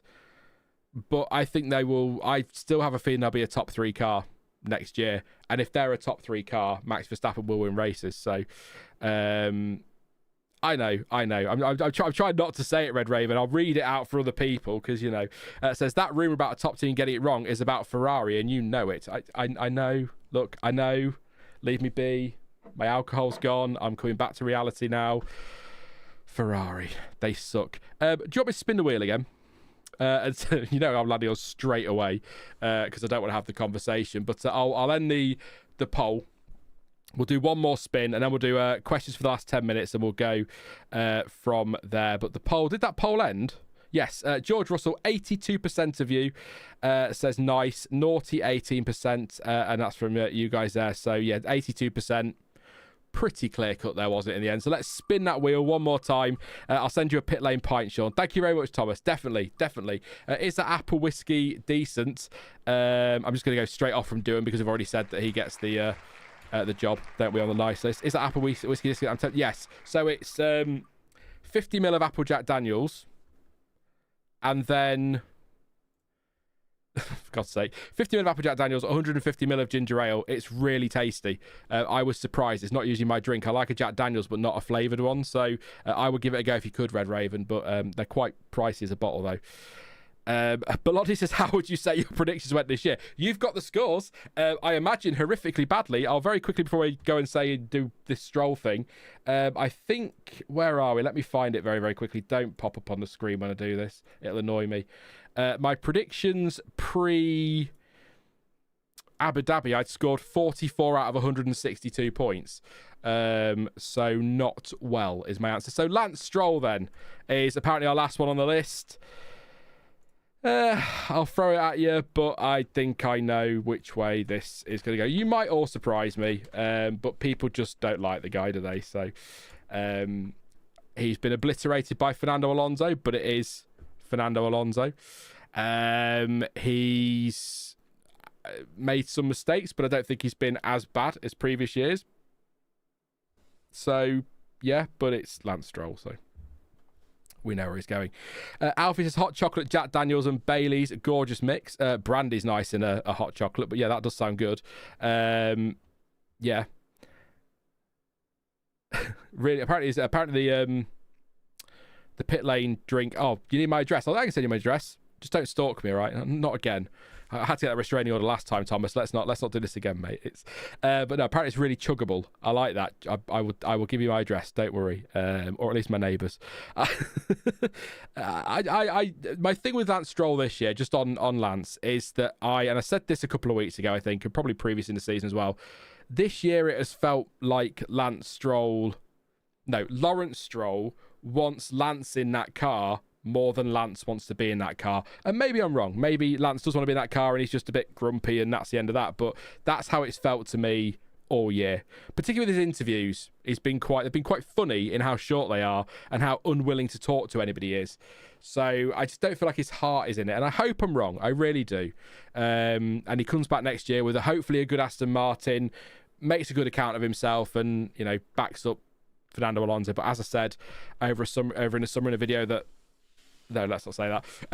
In the video on Lance Stroll, let's say that instead. I think that Aston Martin, if they seriously want to compete for championships, they're going to need somebody better than Lance Stroll. But I hope the next year is the year that he proves us all wrong. But how many years have we been waiting for that?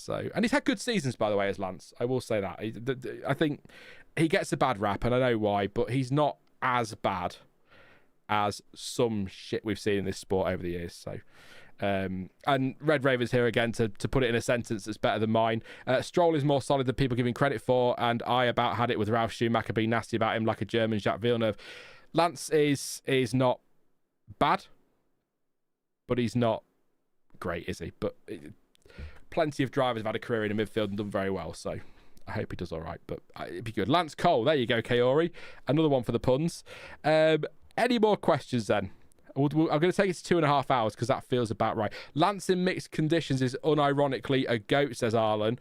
Yes, apart from the formation lap in Brazil, not this year, just gone the year before. That was a bit embarrassing.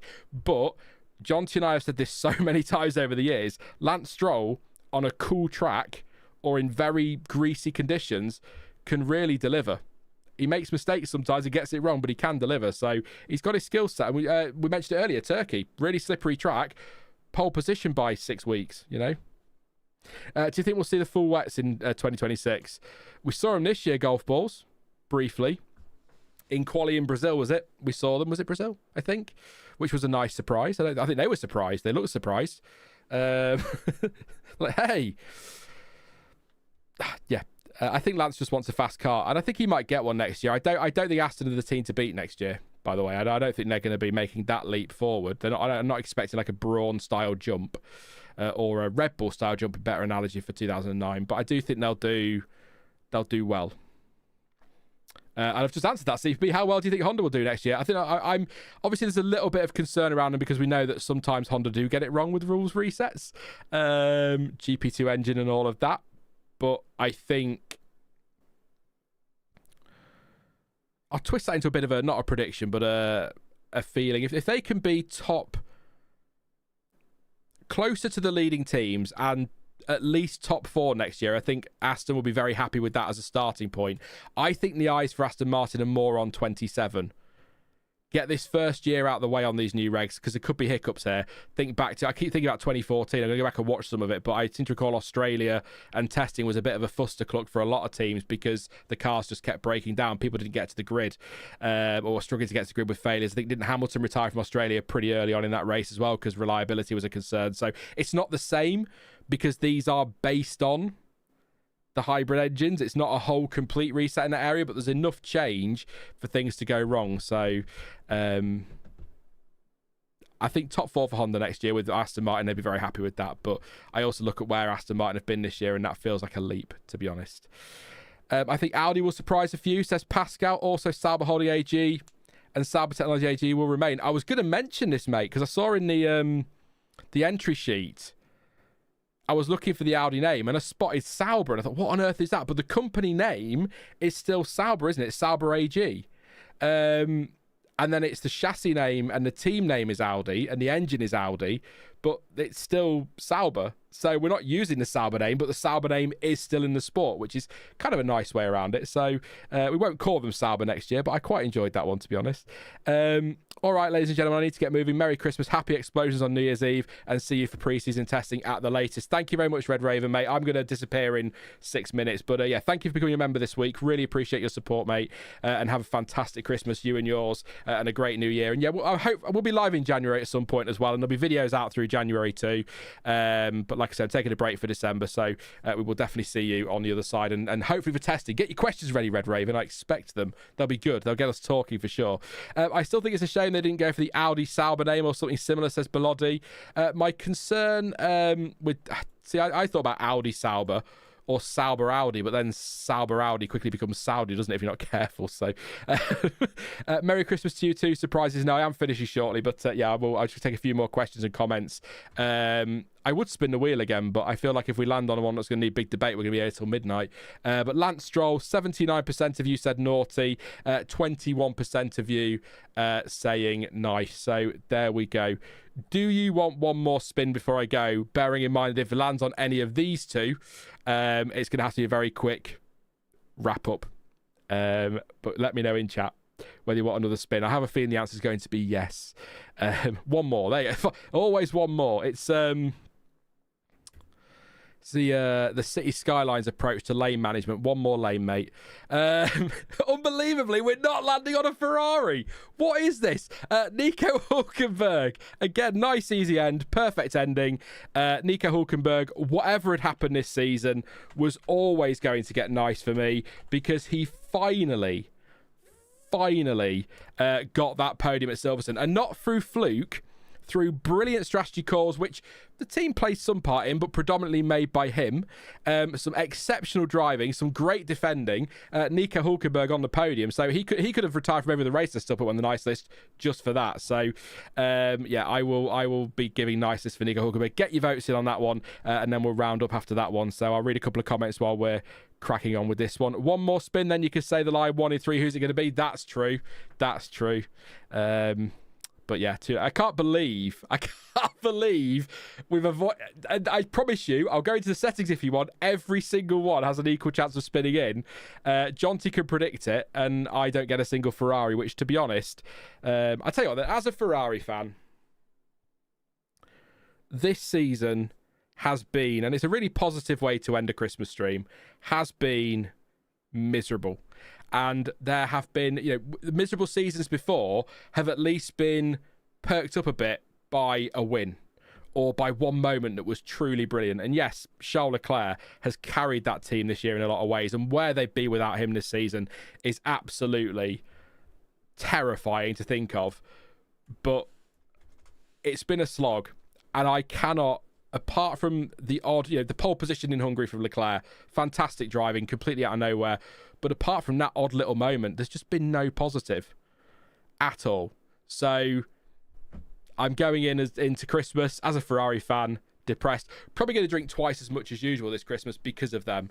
So if I come back a raging alcoholic in January, then you'll know why. But yeah, thanks Ferrari for a crap year. But thank you F1 for a great year, by the way. And thank you to Max Verstappen, the other guy I'm a fan of, for making this extra interesting towards the back end of the year. So there you go. But yeah, that's a good idea from Killjoy. Says, can always leave our comments below on the remaining drivers. So if you're watching this later or you've finished the stream with me and you want to hop in the comments afterwards, feel free and just let me know whether you would give Leclerc, Hamilton, Antonelli naughty or nice based on their season's performances. I'm going to say it now without any reasoning behind it. Leclerc, nice. Hamilton, naughty. Antonelli, a bit of both for Antonelli. Good start, terrible middle, good end. So probably nice, but naughty for Hamilton is just purely on performance. It's not him as a person. I know. I have to say it because it'll set somebody off. I don't hate Lewis Hamilton at all, but his performances this year have been bad. And when you compare that to the expectation and the anticipation over the winter, was bitterly disappointing. So that will be my vote. So get yours in the comments afterwards. That's the best way to do it. Alonso wins the title next year, says CPB. And Crofty says he crosses the line and for the first time in 20 years. Brundle, yes, and Spanish pundit. Yeah, I'm not going to read that. And thank you, Jesus. Yeah, I can imagine the Spanish, the Spanish commentators go mad if Fernando won the title next year. I think we all would, wouldn't we? I can't think of anyone who wouldn't be happy for Fernando if he did that one. This was a wonderful stream, thoroughly entertaining season. Have a wonderful Christmas and New Year, says Bloody. Thank you so much, mate, and thank you for your support as well. Just check I've got any other super chats before I sign off, actually, hadn't I? Thank you again to Lyle, to Connell, and to Valentine for your super chats, and for Lyle and Kaori, I believe. Yes, it was Kaori for becoming a member. You can sign up as a member if you want to, but as I've always said, you don't have to. It's, I do these whatever. It's appreciated, but not necessary. I'll never lock content permanently behind a paywall, so you don't have to worry about that. There might be some, in the future, some member-first content, but it will always be released to public anyway. But yeah, please do sign up as a member if you fancy it and you can afford to, and drop a super chat and all that business. And I think we're about 110 subs away from the big 1,000, and we're only a couple of hundred of watch time hours away from the 4,000, which might be this stream. I'm not sure what the numbers are yet, so we'll see. So we're nearly there. So we'll definitely be monetized by testing, so that's great stuff. So we can go into next year and really have a go. 180 points to you, Sean, for having a stream in between the dart sessions. There you go. F1 was self-destructing. It would not be worth watching anymore if Fernando won another title. It would be as good as the sport could possibly get, says Max. They may as well lend it, hadn't they? Kaori signed Team LH this year, and this year was naughty, sorry, although he did get a sprint win. That's true. The only top step for Ferrari this year. God, that's bad, isn't it, Kaori? When was the last time Ferrari didn't win a race? 2020, was it? No, it must be 2020. Tell me in chat very, very quickly. Antonelli took out Max, so it's a nice for me, says farting golf balls. Fair enough. Ferrari just existing. Yeah. Pascal says, I wish you all a Merry Christmas and Happy New Year. And as a Ferrari fan, F1 is just a sports series to WEC. Do you know what? I like that. I might have to just start watching WEC for my Ferrari fix and not bother with F1 anymore. But yes, they're the drivers you need to leave your naughty and nice for in the comments a little bit later. I am going to leave it there, though, for today for a couple of reasons. Firstly, we go for 2.5 hours. Secondly, I'm getting a bit sweaty and itchy under this hat now. So it was 2020. There you go. So I could take this off then, and I might hear something because it's all a bit muffled at the moment. Or 2021, sorry. Yeah, 2021 they didn't win. There you go. Yeah. But I'm going to leave it there. Yes, that was it. So, like I say, first things first, YouTuber spiel. Please do drop a like before you go. Really appreciate that. And subscribe if you're new too. And if you get bored and you miss me over the next couple of weeks before January, then feel free to watch this again because it all helps the watch time hours. I'm only joking. And I will be back with content here on Formula Sean the week commencing January the 5th. Or the 5th of January, depending on where you're from in the world and how you want me to say that. Like I say, probably towards the back end of that week, so I've got to record the content in the early season. There'll be videos, and we'll do some live streams in January. Then, of course, we've got launches coming in January, testing in February, 6 days at 8 hours a pop. That's a lot of Sean and a lot of Stuart and a lot of Jonty and a lot of whoever else. So, yeah, very much looking forward to that one. So nothing on the channel between now and the first full week of January, but then we're properly launching the channel and we're going to kick off from there. So, and if you're interested in what's happening on the F1 word, let me know, because I don't know. There'll be something on the F1 word, I'd imagine, over the winter, but probably back for the season, but we'll see how we go over the next few weeks. But yeah, definitely over here on the F1 word. I'm going to go and break up for Christmas now, which is basically English for more booze. Obviously, I hope you all, if you celebrate Christmas, I hope you have a fantastic Christmas and an amazing New Year. If you don't, then I hope you enjoy the holidays as well. Plenty to eat, plenty to drink, just spend time with family. It's what it's all about when you get to my age anyway, not so much as a kid, I'm sure. And make sure you spoil your family as well over Christmas. But we're going to call it there. Thank you to Jonty again, by the way, who disappeared for his dinner. I'm pointing over there, and you can't even see me pointing anyway. Jonty's not in the other room, and you can't see anyway, so who cares? But anyway, I'm just going to stop. I'm going to stop. But as ever, thank you for watching. I've been Sean. This has been Formula Sean. And until next year, Merry Christmas and Happy New Year. Goodbye.